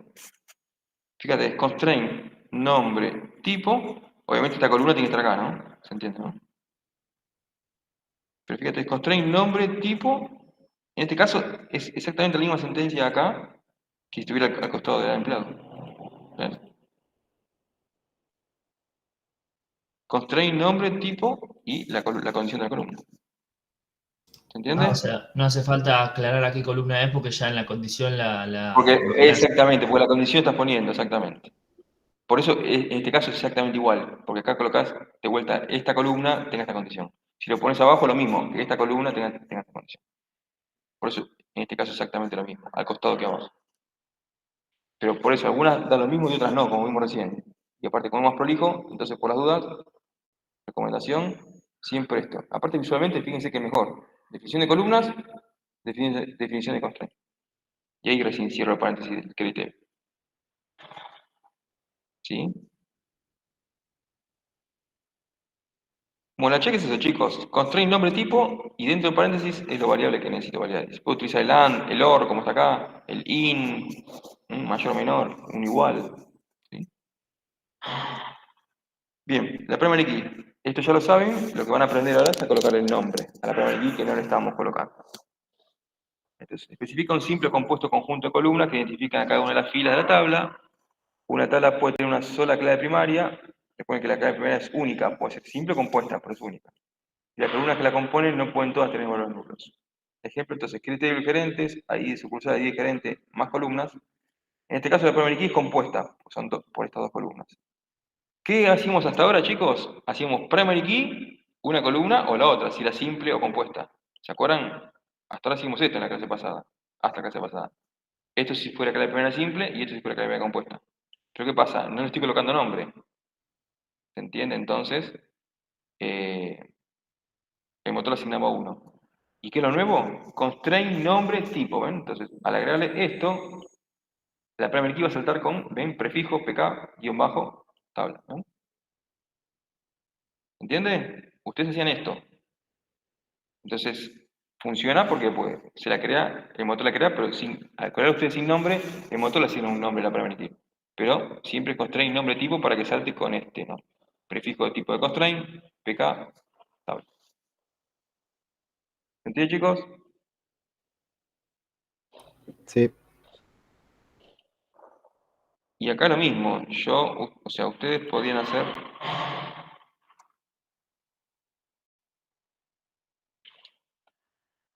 Siempre se recomienda abajo, ¿sí? Fíjense. Yo tenía código departamento, descripción. Así en abajo, primary key, entre paréntesis, ¿cuál de estas dos columnas de primary key? Por eso agregaban esto. Si yo lo hacía acá acostado, también funcionaba. In primary key, coma. Y no nombraba entre paréntesis la columna. ¿Por qué? Pues estoy en el renglón de esa columna, ¿ven? Ahora, si lo pongo abajo, es primary key y le agrego entre paréntesis la columna, ¿ven? Ese es el mismo ejemplo que la URI. ¿Sí? Lo que conviene hacerlo abajo, pero agregando constraint nombre y tipo. ¿Sí? O sea que esta es la forma definitiva. Cuando ejerciten y evaluarlo, háganlo de esta forma, completo. ¿Sí? Si bien así funciona, pero esta es la forma correcta de hacerlo. Cuando vayan a laburar, esta es la forma correcta de hacerlo. ¿Sí?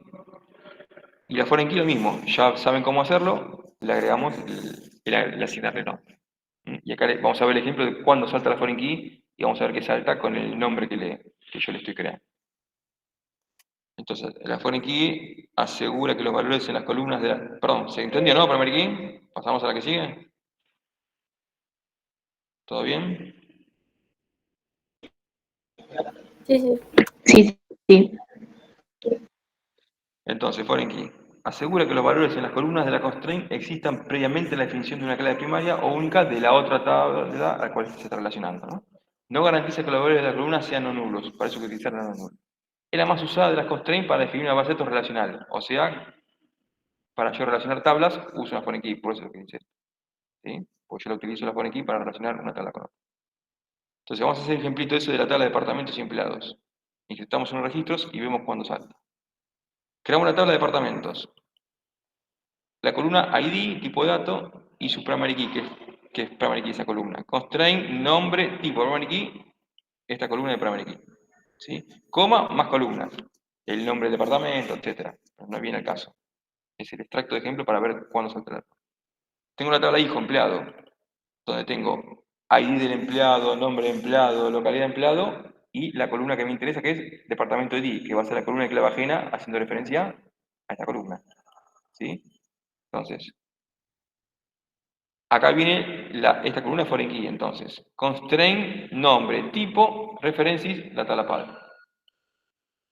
¿Entiende? Ustedes hacían de acá para acá. ¿Qué es lo nuevo? Al igual que la primary key. ¿Qué es lo nuevo? Constraint, nombre y tipo. Es constraint, nombre, ven, FK, tipo de constraint, sobre qué tabla actúa, sobre qué columna actúa, ¿ven? El nombre, lo más intuitivo posible. Siempre tipo de constraint, chicos. ¿Sí? Sobre qué columna y tabla actúa. Esto es lo nuevo, constraint, nombre. ¿Entienden, chicos? Profe, ¿podría Sí. repetir? Sí. ¿Te acordás cómo creamos una foreign key? Vamos a ver el ejemplo de cómo creamos una foreign key la clase pasada. Teníamos el ejemplo acá, fijaste. Empleados, código empleado, nombre de empleado, edad de empleado, código de departamento. Decimos que esta es su primary key y esta es foreign key. Entonces, ¿qué decíamos? Foreign key, esta columna, references, la tabla padre, que es esta, departamentos, con su clave primaria. Esto es lo que decíamos hasta la clase pasada. ¿Te ubicás? ¿Te acordás de esto? Sí, sí.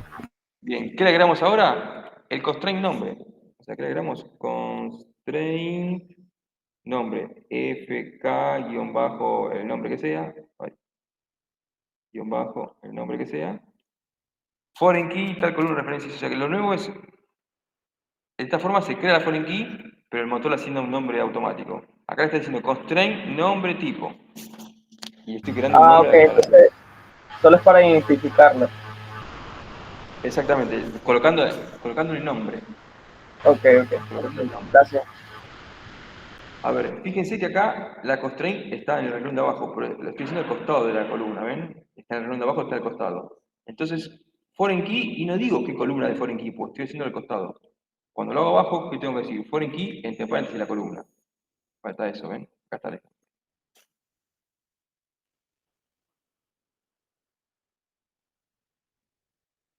Constraint, nombre, tipo foreign key, esta columna de foreign key de todas estas es esta, ¿ven? References, la tabla padre. ¿Se entiende? Hasta ahora ustedes hacían esto. ¿Qué le agregamos? Constraint, nombre. Después tipo.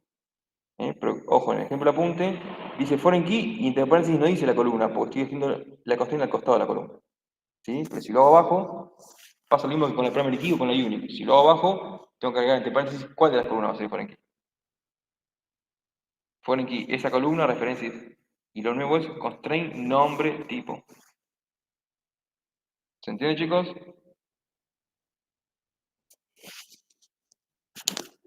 Sí, sí.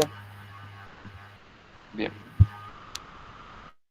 Y bueno, y vamos a insertar unos registros y vamos a ver qué salta la regla. Cuando inserto un hijo que no existe, dijimos, ¿sí? Salta. Entonces, yo inserto dos departamentos, el departamento 26 y 28 con ciertos datos, tengo dos departamentos 26 y 28, y cuando inserto un registro hijo, tengo el ID 1, el empleado 1 que se llama Pepe de tal localidad, bla, bla, y pertenece al código departamento 80. ¿Qué hace el motor? ¿Existe el 80 acá? No. Hay 26 y 28. Entonces, ¿cuál es el error? Es un error real, chicos, ¿eh? Está capturado el motor. Integrity constraint, tal nombre violated, parent key not found. ¿Ven? Pues salta con el nombre que le asignaron ustedes y dice qué tipo de constraint, sobre qué columna y sobre qué tabla. Salta con ese nombre que es el que le definieron ustedes acá, al crear la constraint. Este es el nombre. ¿Ven? Salta con el nombre que le asignan ustedes. Si no le asignan nombre, este le va a mostrar el nombre que le asignó el motor. Y es un nombre para nada intuitivo para detectar el error. ¿Dónde está el error? ¿Se entienden, chicos? Sí. Bien. Borrado en cascada. Esto es opcional y es medio peligroso. Pero bueno, como existe la variante, se las tengo que mostrar. ¿Qué es conceptualmente borrado en cascada? Explicamos y después vemos la sentencia. Por defecto, la foreign key, como se crea de esta forma, ¿sí? Que es la forma convencional de una foreign key, ¿qué pasaba con el registro padre? Si yo borraba el padre, vamos a la visual, que siempre es más.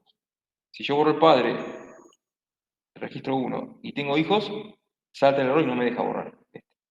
¿Sí? Ahora, si yo cuando creo la foreign key, la creo con el modo borrado en cascada, si yo la foreign key de esta columna la creo con el modo borrado en cascada, ¿qué pasa cuando yo vaya a borrar este registro padre? Viene a buscar si tengo hijos. Tengo, pero como esta foreign key está en modo borrado en cascada, ¿qué hace? Me borra este registro y me borra estos dos registros. O sea, ¿qué te dice el motor? Te peluqueo el sistemas y te peluqueo los empleados que pertenecen al sistema. ¿Qué dice el motor? Yo te garantizo la consistencia de los datos. Yo te borro esto y te borro capaz 100 registros de acá. 600 empleados. ¿Ven? Es peligroso.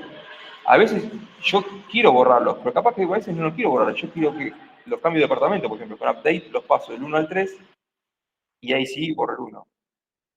¿Ven? O sea, es peligroso eso. ¿Entienden? Por lo cual, siempre es conveniente no colocar en modo cascada, que me salte el error y veo qué hago, si borro los hijos o con update los cambio de departamento y ahí borro el padre. ¿Se entiende? Pues no siempre voy a querer borrar los hijos. ¿Se entiende, chicos? Yo estoy seguro que voy Sí, a borrar sí. los hijos, bueno, borro el padre y automáticamente borro los hijos. No pregunta nada, ¿eh? Te borra un registro de acá, 100 registros de acá. ¿Sí? Ese es el modo borrón cascada. ¿Cómo se hace entonces? Las filas que son referenciadas de una foreign key, por defecto no pueden ser borradas si existen filas referenciándolas, ¿ven? O sea, por defecto, si borro un registro padre y hay filas referenciándose en las tablas hijo, no se borra. Excepto que las constraints que se referencian sean definidas con la opción de delete cascade. Lo cual es peligroso porque puede propagar un borrado de un único registro de la tabla padre al borrado de miles de registros en diversas tablas. ¿Por qué en diversas tablas? Porque si yo tengo esta tabla padre se relaciona con esta tabla hijo y con varias tablas hijo más, como las otras tablas son hijos de esta, cada una de estas tablas va a tener la columna de foreign key asociada a esta. Entonces, borro este padre, me borra 100 registros de acá, 200 registros de la otra, 300 de la otra. Por eso que es peligroso. ¿Sí? Entonces, ¿cuál es el ejemplo? La phonic es, en la tabla hijos, creo la phonic key, ¿no? Era el ID del empleado, etcétera, o sea, el nombre, la edad, bla, bla, bla, y la columna oficina, que es la columna de phonic key. De vuelta, constraint, nombre, tipo, referencia y la tabla padre, nosotros hasta acá creamos la constraint normal. ¿Y qué le agrego al final? On-delete cascade. Si agrego esto al final, estoy creando una constraint de tipo foreign key que se va a llamar de esta forma, relacionando esta tabla, pero en modo borrado cascada. Entonces, lo que gráficamente sería, acá vemos el ejemplo gráfico. Tengo los empleados, el 1, que se llama Pepe, Cacho, pertenece al departamento 10, 15, 10, 10 y departamento 20. Acá tengo tabla de oficinas, que 10 es operaciones, 15 sistemas de recursos humanos. Si yo hago delete from oficinas, la tabla padre, where, office, que la columna office igual a 10, ¿qué estoy borrando? Este registro, borro este registro, pero a su vez borro este registro que pertenece al 10 y estos dos. O sea, borro un registro de acá y este registro de acá. ¿Se entiende, chicos? Acá dice, ¿ven? No solo se borra un registro de la tabla de oficinas, sino que también se van a borrar este registro de la tabla de empleados, etc. Borro este y borro estos dos. ¿Por qué? Porque está en modo borrado acá. ¿Se entiende, chicos? Esto, yo les muestro el abanico de opciones que hay, pero es mejor no colocarlo. Es mejor colocarlo con nombre y hasta acá. O sea, que a mí me salte cuando quiero borrar un padre. Y ahí veo qué hago con los hijos. O los borro, o con update los cambio. ¿Se entiende, chicos? Sí, profe. Sí, sí. Muy bien. Bueno. Ahí vimos un ejemplo de cada una de las identidades, chicos. Todas las variantes. Pero todos los ejemplos los vimos en el create table. ¿Sí? Una identidad se puede crear al momento de crear la tabla o puedo crearla a futuro. Cuando la tabla ya existe y tiene registros, puedo necesitar agregar una identidad. Bueno, se puede hacer sin problemas. Hay una diferencia que no es con create table, pero la tabla ya está creada. Es con el comando alter. Y otra operación de DDL, ¿se acuerdan? Create alter y drop. Con otra operación de DDL que es la de alter table. Entonces es sencillo, es alter table, la tabla, add constraint nombre tipo tal columna, coma, constraint nombre tipo tal columna. Obviamente esta columna y esta columna tiene que existir, ¿no? Si no tiene error.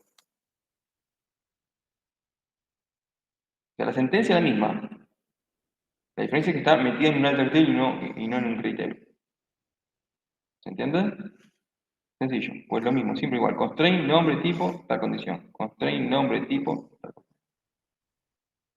¿Sí? Ojo. El motor hace algo acá. Una cosa es yo crear la regla de integridad en el create table, por lo cual la tabla está vacía y las reglas de integridad van a saltar cuando me inserten información. ¿Sí? A futuro me van a saltar las reglas de integridad. Pero en el create table las reglas de integridad se me crean bien, porque no tengo datos. Entonces se me crean todas bien. Como yo ahora estoy creando una regla de integridad cuando la tabla ya existe, ¿sí? Y ya tiene datos, vamos a suponer que esta columna es salario. Y le coloco una condición que sea mayor que 500.000. Está bien, va a ser mayor que 500.000 de este momento del tiempo a futuro. Pero hace un chequeo para atrás, o sea, chequea que todos los valores de esa columna cumplan con la condición de lo que lo estoy validando. Si hay algún dato que no cumple, tira error y no se habilita la constraint. ¿Se entiende? Hace un chequeo acá. Acá. Hace un chequeo. ¿Por qué? Porque la columna ya existe y tiene datos. Entonces, esto es para que funcione a futuro. Pero para atrás busca y que cumpla con la condición. Entonces, si hay algún error, tira error y no lo habilita. ¿Qué tengo que hacer? Con update modifico los valores para que cumpla con la condición, el registro para que cumpla con la condición, y ahí de vuelta, le agrego de vuelta, vuelvo a hacer el chequeo, está todo bien, y ahí recién se activa. ¿Se entiende? Por acá hace un chequeo, revisa que todos los valores cumplan con la condición, los valores previos, porque la tabla ya existe. ¿Se entiende, chicos? Sí, sí. Bien. De esa forma se agrega una constraint, sencillo. Pero tengan en cuenta que hace el chequeo.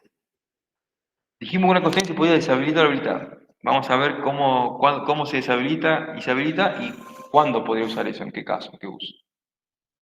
El control establecido por las constraints puede ser habilitado o deshabilitado. ¿Qué pasa con la constraint deshabilitada? Obviamente que con la constraint deshabilitada la constraint no va a seguir controlando lo que está validando, ¿sí? Eso que está validando lo deja de controlar. Y acá es el motivo de uno de los usos. Una constraint puede ser deshabilitada para cargar grandes volúmenes de filas o para exportar e importar una tabla más rápidamente. Y esto es verdad, es así. La única vez que, una o dos veces que he usado deshabilitar constraint es para esto, chicos. Es para insertar masivamente registros en una tabla. Es para yo insertar masivamente registros en una tabla. Vamos a ver un ejemplo conceptual. Yo tengo esta tabla que tiene su regla de integridad, ¿sí? Tiene una constraint de tipo tal en esta columna, una constraint de tipo tal en esta columna, ¿sí? Yo tengo 1000 registros en otra tabla y los quiero insertar en esta tabla. ¿Qué pasa? Como esta tabla es de otra cosa, yo los 1000 registros los quiero insertar acá y no tiene la misma regla de integridad, ¿qué pasa si yo inserto los 1000 registros acá? Como esta tabla tiene regla de integridad, los valores de los 1000 registros que meta acá y no cumpla con la condición de lo que están validando estas constraints, van a empezar a fallarme. Error, error, error, error, error. Entonces no me deja hacer las inserciones masivas de los 1000 registros. ¿Se entiende? Entonces, ¿qué hago yo para que me meta los 1000 registros que necesito meter? Deshabilito la constraint de esta tabla. Al deshabilitarla y no validar nada, hago el insert masivo de esos 1000 registros. Los 1000 registros se me insertan, ¿sí? Porque los tengo las constraints habilitadas. ¿Me siguen hasta acá? Sí, sí. Bien, entonces deshabilito las reglas de entidad para yo insertar los 1000 registros y que no me valide nada y que se metan. ¿Y ahora qué tengo que hacer? Empezar a habilitar la constraint. La deshabilitar la tengo que habilitar. Pero habilitar, ¿qué hace? Hace un chequeo, al igual que, como estaba haciendo recién acá. Hace un chequeo de qué cosa. Yo acá tenía registros, metí muchos más. Bueno, hace un chequeo, cuando la quiero habilitar, hace un chequeo. A ver, todos los valores cumplen con la condición. Si cumple con los valores, se activa. Si hay un valor que no cumple con la condición, error y queda deshabilitada. Yo con update vengo, tengo que modificar los valores que inserté, ¿sí? Que no cumplan con la condición de la regla. Trato de habilitar de vuelta, siempre que habilita, chequea de vuelta. Sigue habiendo un error, si el error se queda. Busco dónde está el valor que no cumpla con la condición, con select. Lo encuentro, con update lo cambio, trato de chequear, de habilitar de vuelta, chequea de vuelta para habilitar, está todo bien y lo habilito. O sea, para el disable no hace ningún control, para el enable hace el control. ¿Sí? Y ese es uno de los usos. Yo la única vez que lo usé deshabilitar es para eso. Porque si yo quiero insertar 1000, 2000 registros en la tabla, los valores que no cumplan con la condición me tira error. Entonces, deshabilito, meto los registros, los arreglo con update y después habilito la regla para que chequee y ya valide. Bien, entonces, ¿cómo se deshabilita? Sencillo, chicos. La sintaxis es alter table tabla, disable constraint, nombre constraint. Lo mayúscula es la palabra reservada y lo minúscula es lo variable. ¿Sí? Pero esto anda tanto en minúscula como mayúscula. Alter table clientes, disable constraint, el nombre de la constraint. Sencillo. ¿Sí, chicos?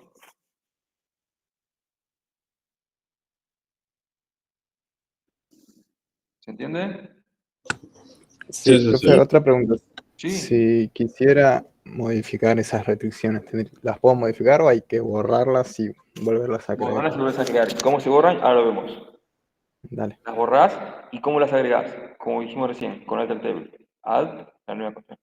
O sea, que vos decís que vos querés modificar que te valide mayor a 550.000, por ejemplo. En vez de 500.000. Bueno, la borro, que ahora lo vemos, y la creo con la nueva condición. Exactamente. ¿Sí? Acá estamos deshabilitando y habilitando, ¿sí? Sin cambiar la condición. Entonces, esto se hace de esta forma, es sencillo, pero ¿qué pasa? ¿Ustedes se van a acordar el nombre de cada regla de integridad de cada tabla? Por más que lo hayan creado ustedes, no se van a acordar ni a palos. Y ustedes han visto una base de datos que no crearon ni enseñaron ustedes, ni a palos se van a acordar el nombre. Pero ¿qué vienen aprendiendo? Cómo moverse en la base de datos para conseguir lo que necesito. Entonces, ¿qué voy a hacer yo? Voy a hacer un CLK. ¿A dónde? A la vista del catálogo de sysconstraint o de BAconstraint, filtrando por nombre de tabla. Where table name es igual a clientes. Entonces, ¿qué me muestra? Si la tabla cliente tiene 3 constraints, que yo una de las que quiero deshabilitar, me va a decir constraint name, el nombre de la constraint. Tipo, primary key, foreign key. ¿Entiendes? Entonces, yo viendo esas 2 o 3 reglas de integridad que tiene la tabla, veo sus 2 o 3 nombres. Porque me muestra el select del catálogo que me muestra nombre de constraint, qué tipo de constraint es. Nombre de constraint, qué tipo de constraint es. Entonces, yo leyendo los nombres, ahí sí hago el alter table tabla, disable constraint, el nombre. Porque primero consulto el catálogo y veo qué constraints tiene esa tabla. ¿Se entiende? Y me muestra los nombres de qué tipo de constraints son. ¿Se entiende, chicos? Ven que acá estamos aprendiendo cómo moverme la base de datos y no saberme las cosas de memoria, porque nunca se lo van a saber de memoria. Por eso el catálogo siempre es muy útil y siempre lo voy a usar porque yo consulto lo que no sé de memoria. ¿Se entiende, chicos?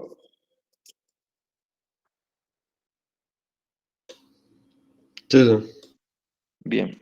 Ahora vamos a habilitar la constraint, que hace los controles. Para deshabilitar es esta sentencia y no valida nada. Ahora, cuando yo quiero habilitar, hace todas esas validaciones que yo les dije. Entonces, ¿qué pasa con la constraint habilitada? La constraint va a empezar a ser controlada para futuros insert update. Eso es en caso de que yo la habilite para esa columna, chequea, está todo bien, ahí se habilita. Entonces, para los futuros insert update, o sea, de acá a futuro o update de esto, va a estar funcionando bien. ¿Qué pasa mientras se hace la habilitación? Todos los registros actuales de la tabla se van a controlar para ver si cumple con la constraint. O sea, como les dije, esta columna esta constraint de esa columna está deshabilitada, la quiero habilitar, hace el control. Revisa que todos los valores cumplan con la condición. ¿Qué pasa mientras hace el control? La tabla es bloqueada hasta que el control sea realizado. O sea, la tabla la bloquea. Y a ver, ¿por qué motivo se piensan ustedes, chicos, que bloquearía? ¿Para qué bloquea la tabla mientras hace el control de si está todo bien? ¿Para qué se imaginan ustedes que la bloquea? Y cuando termina el control, la desbloquea la tabla, ¿no?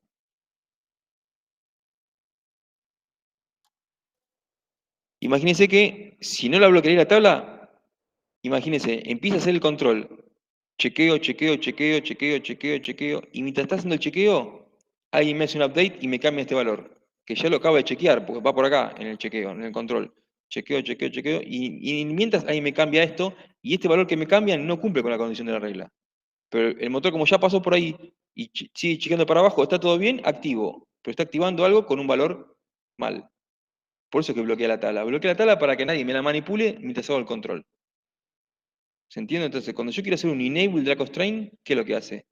Bloquea la tabla, controla si está todo bien, habilita la constraint y desbloquea la tabla. O, por el lado de que hay un error, quiero habilitar esta constraint, bloquea la tabla, hace el control, encuentra un error, tira el error, la constraint sigue deshabilitada y desbloquea la tabla. Siempre la desbloquea cuando termina de hacer el control. Ya sea que se habilite o no se habilite por error, la tabla se desbloquea al finalizar el control. ¿Se entiende? Sí, sí. Sí. Y si encuentra una excepción o un error, obviamente la constraint no se habilita. O sea, si en el control ese que viene haciendo, que la tabla está bloqueada, encuentra un error, tira el error, la constraint queda deshabilitada, pero también desbloquea la tabla enseguida, para que después se siga usando. Y como es para habilitar una constraint, es igual que disable, pero cambia la palabra disable por enable. ¿Ven? Alter table clientes, enable constraint, nombre constraint. Cambia la palabra disable por enable. Y de vuelta, si yo no me acuerdo qué nombres, cuáles son los nombres constraint, de vuelta, consulta la vista de catálogo, decís constraints, filtrando por nombre de tabla igual a clientes, me muestra qué 2 o 3 constraints tiene la tabla de clientes, que me muestra nombre, tipo, y viendo los nombres, ahí hago esta sentencia colocando el nombre. ¿Sí? Es misma sentencia, cambia disable por enable. Y una constraint se puede borrar, o sea, si la deshabilito, no valida, pero está existente en esa columna de la tabla la constraint. Pero yo si la borro, ya no solamente que no valida, sino que no está más. ¿La puedo agregar? Si la borré y me equivoqué, sí, la borro y la agrego. ¿Sí? ¿Cómo se borra una constraint? Sencilla. También con alter table. Alter table tabla, drop constraint, nombre constraint. Sencillo. De vuelta, si no es el nombre, consulto al catálogo a ver qué nombre tengo en esta tabla y ahí hago la sentencia. Una vez que borro, deja de validar lo que estaba validando para esa columna o columnas. ¿Se entiende, chicos? La regla de integridad.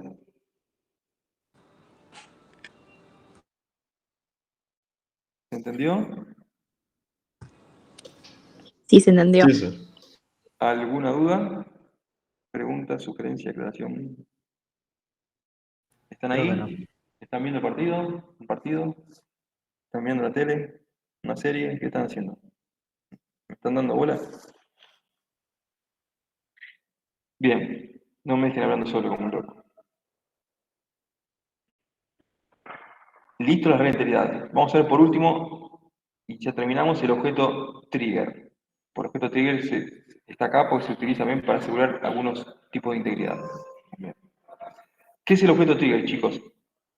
En castellano es un disparador, pero la palabra técnica en inglés es trigger. Yo voy a hacer un create trigger. El nombre de objeto es trigger. El trigger es un objeto, así que por ende todo objeto tiene nombre y pertenece a un propietario. ¿Sí? Eso es básico, porque es un objeto más de la base.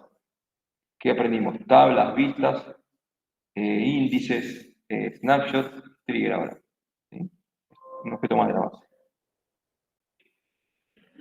El trigger, antes de leer, vamos a explicar, porque si no lo van a leer y no van a entender lo que es. El trigger es un objeto donde tiene se compone de dos cosas, el objeto trigger.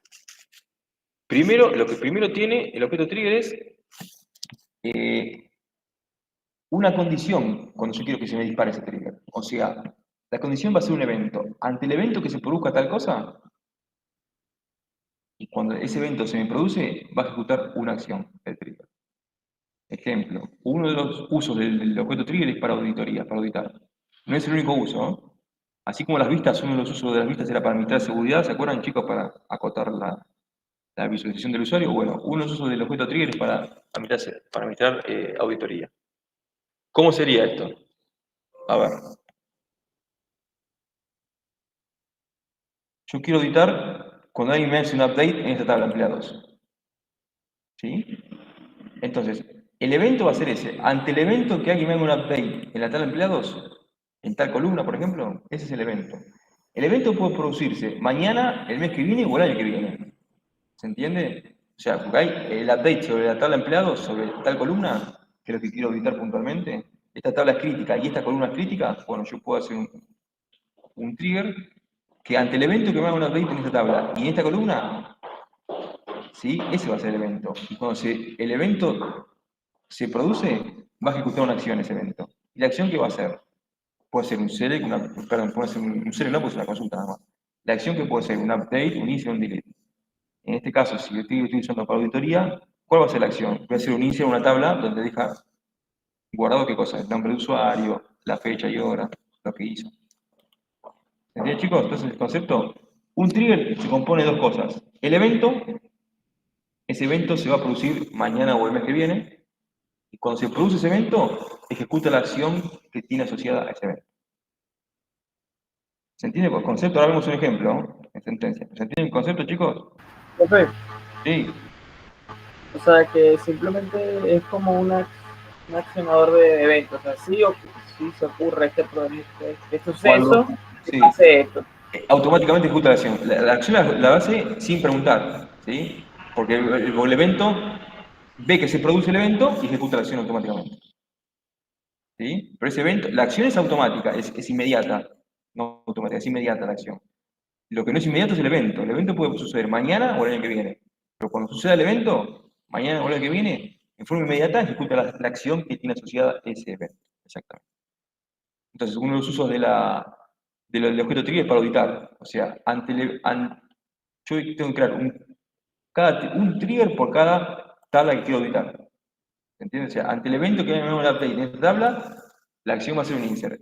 Creo otro trigger. Ante el evento que me haga un delete en esta tabla, la acción siempre va a ser la misma, un insert en una tabla de auditoría, ¿se entiende? Pero los eventos van a ser distintos. Es un trigger y es un evento por cada tabla que quisiera yo auditar en la base.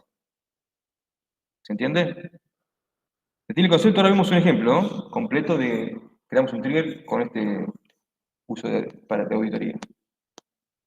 ¿Entendés, chicos, el concepto? Evento y acción. Así leemos el enunciado y así. Ahora sí, leemos y entendemos lo que dice.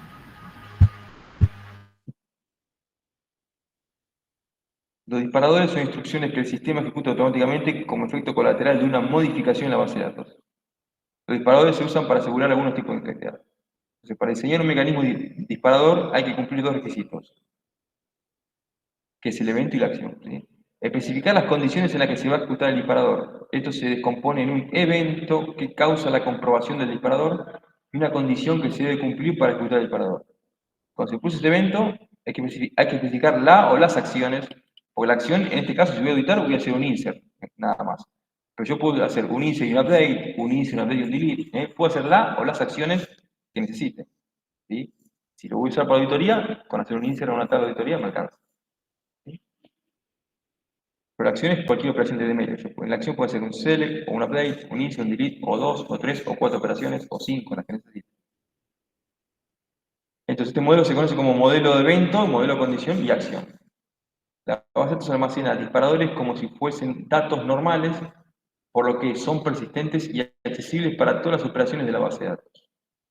Una vez que se almacena el trigger en la base de datos, el sistema de base de datos asume la responsabilidad de ejecutarlo cada vez que ocurre el evento especificado y satisfaga la condición. ¿Ven? O sea, una vez que está creado el trigger, el motor se asegura de que cuando ocurra ese evento, ¿sí? Siempre va a ejecutarlo cada vez que ocurra el evento y va a ejecutar la acción asociada a ese evento. ¿Sí? Los disparadores son mecanismos útiles para alertar a los usuarios o para realizar de manera automática ciertas tareas cuando se cumplen determinadas condiciones. O sea, la tarea automática va a ser la acción. Cuando se cumplen ciertas condiciones, esto es el evento. Ante el evento que se produzca esta condición, bueno, me va a hacer en forma automática tal tarea, que es la acción. ¿Se tiene el concepto, chicos? Ahora vemos el ejemplo puntual. ¿Pero se entendió el concepto? Sí, sí. Bien. Vamos a crear un trigger con uso de auditoría. Ejemplo, o sea, esto es un ejemplo real, es un caso, agarré de una de las bases de datos del laburo, que laburo yo, ¿sí? O sea, tabla real y auditoría real, ¿sí? Sobre la tabla tal, esta es la tabla a cual quiero auditar de operación, informar cuándo los campos o columnas tal y tal son modificadas. O sea, este es el evento, o sea, esto es lo que quiero auditar. ¿Por qué? Porque estas dos columnas son las dos columnas críticas de la tabla. Entonces, cuando alguien me modifique esta y esta, o sea, no esta o esta. O sea, cuando alguien me modifica esta y esta columna de esta tabla, ahí se produce el evento. Y va a ejecutar la acción que va a ser un inicio de la auditoría. ¿Se entiende? Porque yo puedo auditar una sola columna, más de una columna como acá, o puedo decir que me hagan un update de cualquier columna. En este caso, la enunciado me pide que cuando me modifiquen esta columna y esta columna de esta tabla, hay que decir que se dispare el índice de la auditoría. Porque esto es lo que quiero auditar puntualmente. Cuando me modifiquen esta y esta columna de esta tabla. ¿Sí? Entonces, ¿qué voy a hacer? Antes de crear el trigger, creo la tabla a donde va a ser el insert de auditoría. ¿Sí? O sea, yo creo la tabla que va a ser similar a la que voy a auditar, que va a llamar T-operación-auditoría, que va a contener los mismos campos que la tabla que voy a auditar y voy a grabar los buchón, digamos, los botones. ¿Qué usuario lo está haciendo? La fecha actual que lo hace y la acción que va a hacer. ¿Sí? O sea, la acción del trigger va a ser un insert a esta tabla, cuando se dispare el evento. ¿Me siguen, chicos? O sea, creo la tabla y ahora creo el trigger. Y esta tabla es la que audito. ¿Me siguen hasta acá?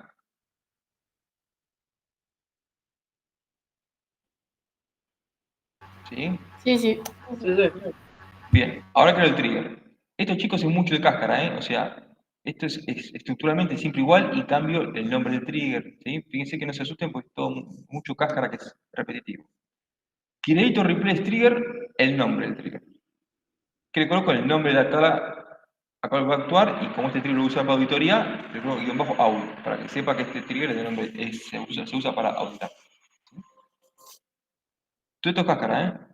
Before insert or delete or update on la tabla a cual quiero auditar.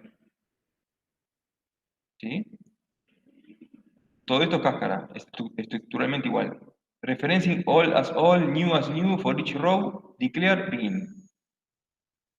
¿Mm? Acá empieza. Y acá va a venir el evento y luego la acción. El evento es if updating, porque puede ser if deleting o if inserting. O sea, si yo quiero auditar cuándo me eliminan esta tabla, bueno, sería if deleting. ¿Sí? Como me piden modificación, entonces es if updating. ¿Sí? Ahora, ¿qué falta? Cuando es update y cuando me modifiquen esta y esta columna, tengo que decir en el evento. ¿Sí? Entonces, if updating and el valor nuevo, if updating and el 2.new se toma como variable. El valor nuevo de esta columna es distinto, menor y mayor es distinto del valor viejo de esa misma columna, o sea, cuando identifica que el valor nuevo y distinto, perdón, cuando identifica que el valor nuevo y viejo son distintos, quiere decir que porque se modificó. Ejemplo, yo tengo acá 30 años. Si yo pongo un 50, un update, el valor viejo, que es 30, es distinto del nuevo, 50. Entonces ahí detecta que es distinto, por cual viene un cambio. ¿Se entiende?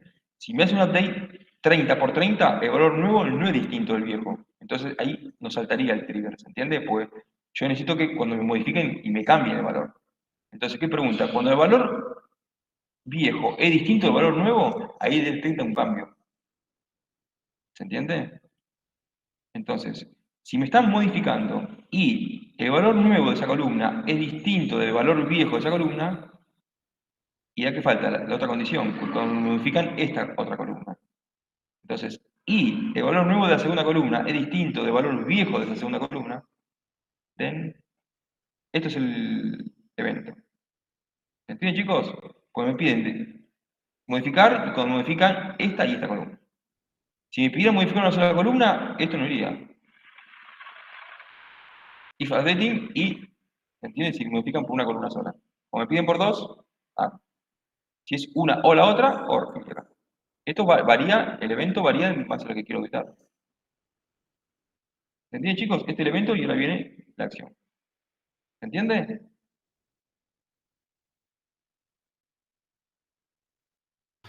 Sí, sí. Entonces, cuando se produzca este evento, entonces viene la acción. La acción puede ser, dijimos, un update, un insert, un delete. Como este trigger va a ser para auditoría, que voy a hacer un insert into a la tabla que yo creé acá. ¿Sí? ¿Qué va a contener? Las mismas columnas y en el values que coloco el valor nuevo de cada columna y el user me transforma al nombre de usuario, sysdate es la fecha actual, que me está haciendo la modificación, y la acción era usuario, fecha y acción. La acción es tal columna y tal columna modificadas. Entonces queda un registro con los valores nuevos cambiados y quién fue, cuándo lo hizo y qué es lo que está haciendo. Pero cuando se produjo este evento, ejecuta la acción. ¿Sí? Acá Profe, falta el end. Begin, porque es begin, end. ¿Sí? Begin, end. Sí, decime. entonces lo que hace cuando se produzca un cambio en las columnas es La columna esta y trigger, esta de esta tabla. claro, las dos, Y esta como tabla. condición, las dos. El trigger lo que crea es un registro de cuándo se hizo ese cambio, Claro, vas a hacer un insert. para Y este caso. para este caso, exactamente. Este es el evento, ¿ves? Cuando se produzca, Ok, este es el evento que puede producirse mañana o el año que viene. Pero cuando se produzca, automáticamente hace esta acción. Puede ser un insert y conceder un update. O sea, la acción es lo que vos necesites hacer. En este caso, como lo estoy usando para auditar, con un insert me alcanza. Dejo escrachado en un registro en esta tabla quién hizo qué cosa. ¿Sí? Pero cuando se produzca esto. Y si a mí el enunciado me pide, o sea, if updating, ¿sobre qué tabla? Sobre esta, acá estoy nombrando la tabla. ¿Sí? Si a mí me pedía el enunciado que alguien que me audite cuando me modifica cualquier columna de la tabla. Cuando es cualquier columna, es if updating. Esto no iría. Acá estoy precisando dos columnas puntuales. Sería if updating, then. O sea, cuando alguien me haga cualquier update sobre cualquier columna de esta tabla, ahí es el insert. Acá como es más específico el update. Cuando alguien modifique tal y tal columna. Por eso es más largo el evento. ¿Sí? Pues si a mí me dijeran, auditame cuando alguien me haga un update de cualquier columna de la tabla, bueno, if updating, then sería. Me diría esto. ¿Se entiende? O sea, lo variable es esta línea, que es el evento, lo variable es la acción, que puede ser un insert, un update, delete. Cambia el nombre del trigger y sobre qué tabla va a actuar. Nada más, chicos. Todo lo más es cáscara, es repetitivo. ¿Sí? Y el evento disparador puede ser insert o delete en lugar de update, lo que les dije, ¿sí? Puede ser insert o delete en lugar de update. ¿Sí? Y la clase de referencia all road as se puede usar para crear una variable que almacene el valor anterior de una fila actualizada. Este valor new y old se utiliza para comparar que el valor nuevo sea distinto del valor viejo y detecte un cambio. Acá. Detecte el cambio de datos. ¿Se entiende, chicos? Si alguien me hace un update, pero el valor 30 le ponen 30 de vuelta, el valor nuevo no es distinto del viejo, es igual, por lo cual no se genera el evento y no se dispara el insert. ¿Se entiende? Como está cambiando por el mismo valor. Yo quiero que me audite cuando cambia el valor, de 30 me pone 50. Ahí el valor viejo distinto del nuevo, entonces detecta el cambio y va a disparar la acción. ¿Se entiende, chicos? Ese es el objeto teórico. Bien, ahí terminamos, chicos. El apunte. Estos son los servicios de regla integral. Vamos a hablar de los ejercicios, chicos. ¿Qué tienen que hacer? ¿Cómo lo tienen que hacer? ¿Cuándo entregar y demás? Han instalado el motor, ¿no? ¿Verdad? ¿Ya lo han instalado? El videíto les muestra hasta la instalación, no les muestra el uso básico. Entonces, para que ustedes se puedan largar con la ejercitación y empezar a ejercitar, les voy a mostrar lo básico de cómo se usa el motor. Vamos a crear una basecita, creamos 2 tablas, insertamos un registro y un set básico. Ya con eso ya se pueden largar a ejercitar. Después vemos qué hay que ejercitar, ¿sí? Qué hay que ejercitar, cuándo se entrega y no. Así que vamos a abrir el motor y vamos a ver eso básico, ¿sí? Yo además ahora le subo en el Classroom, le subo todos los archivos. Yo le hice un paso a paso, ¿sí? Del uso de MySQL, que es lo que vamos a estar viendo ahora, así lo tienen por si no se acuerdan. Entonces, primero que tengo que hacer es levantar el servicio de MySQL, ¿sí? Porque en la instalación creo un servicio, entonces voy a los servicios de mi máquina. Voy a la MySQL 80. Ven que está manual y no está en ejecución. Entonces le doy el play para activarlo. Si en vez de estar manual está automático, capaz que acá ya les aparece ustedes en ejecución. Yo lo tengo manual ¿por qué? Porque como no lo uso nunca esto, cada vez que uso la máquina, esto está en ejecución y me consume memoria, tiene un botón. Por eso lo tengo manual. Esto puede estar manual o automático, ¿no? Si está manual, cada vez que vayan a usar el motor, tienen que levantar el servicio. ¿Sí? Con el servicio levantado, ahora puedo abrir el Workbench. ¿Sí? Entonces, abrir el MySQL Workbench. Yo no le hice ni con acceso directo. Lo busco directamente, abro el Workbench. ¿Qué tengo que hacer ahora? Colocar la clave de root. La clave de root se la colocaron al momento de instalar el producto. Sí. Disculpe, el servicio que teníamos que activar era MySQL 80. El servicio, MySQL 80, exactamente. Okay. El que tengo que levantar. Abrís y le colocás la clave de root que le pusieron la clave como está en el video. Yo le seguí la misma clave que el video, que es root de usuario, root de clave. En el video está así, yo lo hice como está en el video. ¿Sí? Si ustedes le colocan otra clave, le colocan la clave y ahí van a abrir el MySQL. Ustedes lo van a tener vacío. Yo tengo varias bases creadas de ejemplo. Lo tienen vacío ustedes. Ahora vamos a ver cómo se crea una nueva base de datos y demás. Estamos por acá. Entonces, tengo que ir a menú File, New Query Tab. File, New Query Tab. A mí me abre una solapa nueva acá. Ustedes no van a tener ninguna. Yo porque tengo varias solapas en varias bases de datos con ejemplos, por lo cual esta primera solapa se la agregan acá, va a ser la primera de ustedes. ¿Se entiende? ¿Qué tengo que hacer ahora? Crear una base de datos. Entonces, ¿qué voy a tipear? Create database, el nombre de la base y clic en el botón del rayo. Entonces, create database, ejemplo. Yo la base del nombre ejemplo ya la tengo. ¿Sí? Entonces, copio y pego. Yo tengo ejemplo 2, 3, 4, 5, 6, 7. Así que le voy a mandar ejemplo 8. ¿Sí? Y como dice ahí, clic en el botón del rayo. ¿Ven? Se crea la base. ¿Qué pasa? No la estoy viendo acá. ¿Qué tengo que hacer para verla? Del lado izquierdo, botón derecho, refresh all, y ahí se me creó la base ejemplo 8. ¿Ven? Y acá se los puse los pasos. En el lado izquierdo, botón derecho y seleccionar refresh all y se visualiza la nueva base. ¿Sí?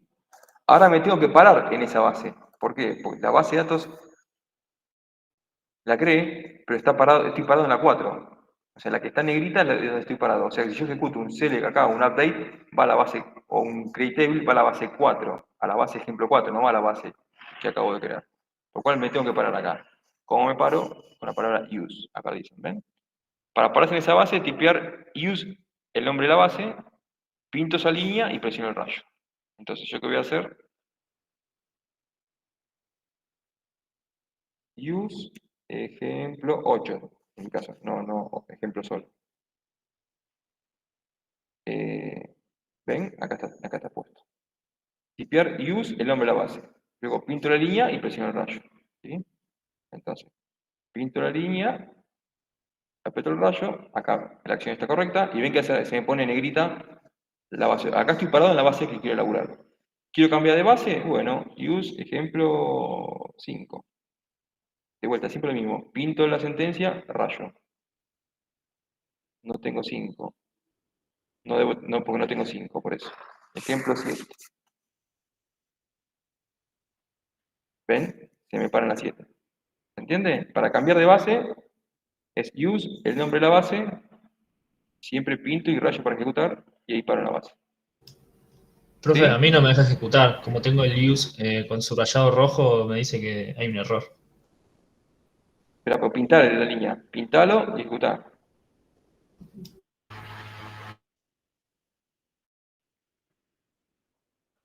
Una vez que está... Seleccionarla. Ah, ok. Seleccionalo, claro. Seleccionalo, porque si te paras acá, ves que te dice ejecutar la porción seleccionada del script. O sea, pintalo. O lo pintás así, o te parás al principio y haces un clic, que se pinta todo. Y ahí le das.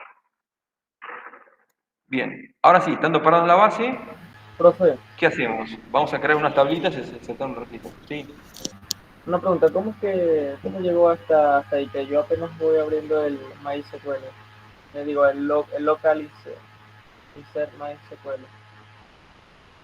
Con los pasos que estamos siguiendo, lo de levantamos el servicio, abrimos el Workbench, como hicimos recién, le colocás la clave de root, si le pusiste root o otra clave en la instalación, y ahí te abre esto. Lo estamos viendo paso a paso, ¿no? Y encima acá les estoy dejando ahora después les subo este instructivo. Paso a paso van a hacer lo que estoy mostrando, por si se olvidan. ¿Sí? Ok. Bien. Una vez que estoy parado acá en la base, ¿qué hago? Bueno, vamos a crear un par de tablitas, insertamos registros y un simple select para que vean cómo funciona. Entonces, acá se lo puse, ¿ven? Se van a parar en la base de datos seleccionada. Entonces, tipeo una sentencia de creación de una tabla y siempre lo mismo. Pinto la línea y presiono el rayo. Y botón derecho y refresh para ver la tabla. Para no tipear el create table de cero, acá tengo un script. Creamos dos tablitas, insertamos registros en las dos tablitas y hago un simple select. Para no tipear, lo copio. Copio la tabla de departamentos, la pego acá. De vuelta, pinto y ejecuto. ¿Ven? Se crea la tabla. Pero ¿qué pasa? No se visualiza todavía. Si yo hago botón derecho, refresh de este lado izquierdo, fíjense que ahora la tabla en tables se abre y tengo departamento. Y así tengo que hacer botón derecho, refresh de este lado para ver el cambio. Igual el cambio impactó porque acá me muestra en verde. Sería una cruz con un error. Como antes, que me quise parar en una base que no tengo, que no se llama, no hay una base con este nombre. ¿Sí? Creo la otra tabla. Lo copio y pego para no tipearlo. Ahí.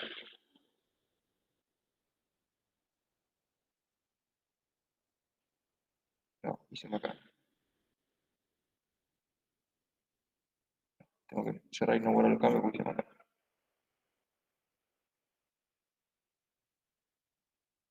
Un cachito, lo escribiste acá. Ah, y de paso les muestro esto, chicos. Si yo abro esto con un bloc de notas, abrí con el bloc de notas, me muestra las sentencias, pero todas igual, todas planas.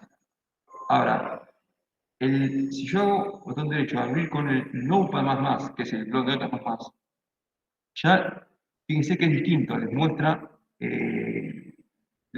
con colores, el comentario con doble línea, ¿ven? O sea, si quieren instalen ese Notepad++, porque le visualiza mucho mejor esto. ¿Se entiende? Entonces, ¿qué es lo que voy a hacer acá? Entonces creo la segunda tablita, copio y pego para no tipearla de cero,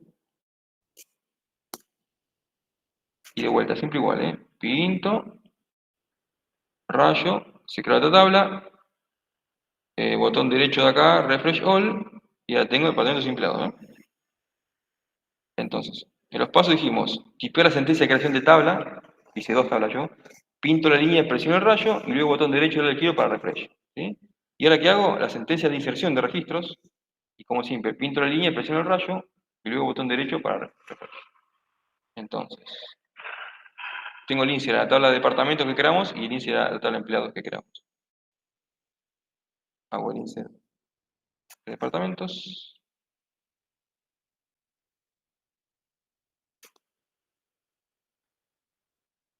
Pinto, rayo, se insertó.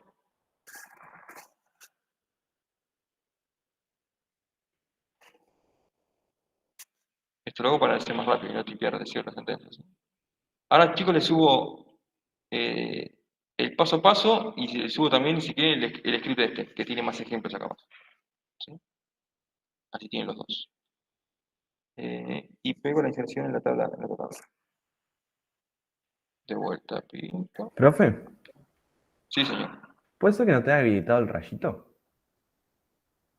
O sea, como está en gris. Como que no me deja No ejecutar. está habilitado.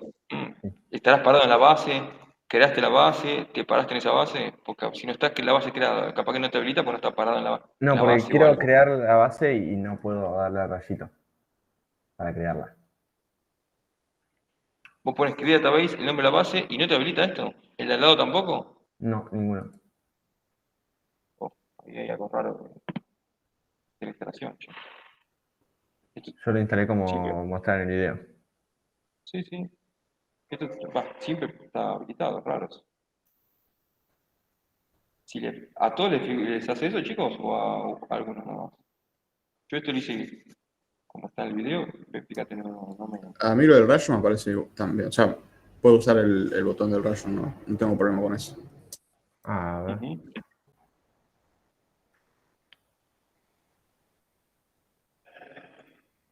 Ahí, chicos, hice el otro insert, entonces como ya tengo las tablas creadas insertadas, ella puede hacer un select, básico, select, asterisco, from, departamento, de vuelta, pinto, y ven, estoy haciendo un select y me muestra los resultados del select, departamento. Y si hago un select ampliados, me muestra los registros que acabamos de insertar, ¿sí? Asterisco, from, empleados. Ahí lo pude solucionar, profe. ¿Cómo lo solucionaste que hiciste? No, nada, que pensé que estaba conectado, pero no me había conectado, no me había pedido la contraseña, entonces cuando lo abrí me mandó. Ah, no tenés, no le pusiste la clave root. Claro. No, sí, no, ahí no te va. No estás conectado. Bien, ven, hicimos un select a empleados, entonces me muestra los empleados que inserté previamente, que son estos. ¿Sí? Entonces, ven, chicos, ahí sí hicimos, creamos una basecita, me paré en la base, y después hice crear 2 tablitas, insertar 2 tablitas, y la misma consulta. ¿Sí? Ya con esto, ya los desasné en el uso básico del motor. Porque capaz que tardan en averiguar esto. ¿Sí? Por lo cual, yo ahora les subo al Classroom estos pasitos para que lo tengan, y si quieren también les subo esto. Acá hay ejemplos, ¿ven? Acá hay un ejemplo de inner join. Recuerden que el inner join es condición de igualdad, ¿sí? Ser empleado.nombre con un alias. Acá no está, acá el nombre de la tabla completa, no está con a.nombre, sino no está hecho con el alias en el from acá, ¿sí? From empleados inner join departamentos on. Empleado.departamento ID es igual a departamento.id. O sea, este es un inner join, condición de igualdad entre el ID departamento de la tabla de empleados y el ID departamento de departamento. O sea, acá que estoy mostrando en este select los empleados que tienen un departamento asignado. ¿Sí? Porque va a haber empleados en la tabla de empleados que no tienen departamento asignado y eso no corresponde. Profe, Sí, señor. una pregunta. Noto que usted, como digamos, los comandos los pone en mayúsculas, pero aquí los está escribiendo y me permite escribirlos en minúsculas. Entonces no sé cuál es más recomendable, hacerlo en mayúscula o en minúscula. Fíjate, o sea, el motor te lo hace en cualquier... el motor no es que es sensible, ¿sí? Si lo haces con mayúscula o minúscula, te lo va a tomar igual, ¿eh?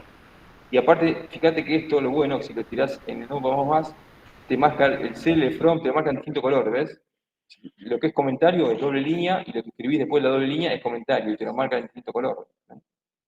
Esto es más práctico. Pero usarlo, acá está mayúscula y acá minúscula, pero puedes usarlo todo en minúscula, todo en mayúscula, Eso a gusto tuyo. El motor te lo reconoce igual. No hay Ok, ningún ok. problema. Gracias. Bien. Entonces, viendo esto, ahora vamos a ver qué es lo que tiene que hacer. Vamos a la punta y ver qué tiene que hacer, cómo entregarlo, cuándo entregarlo.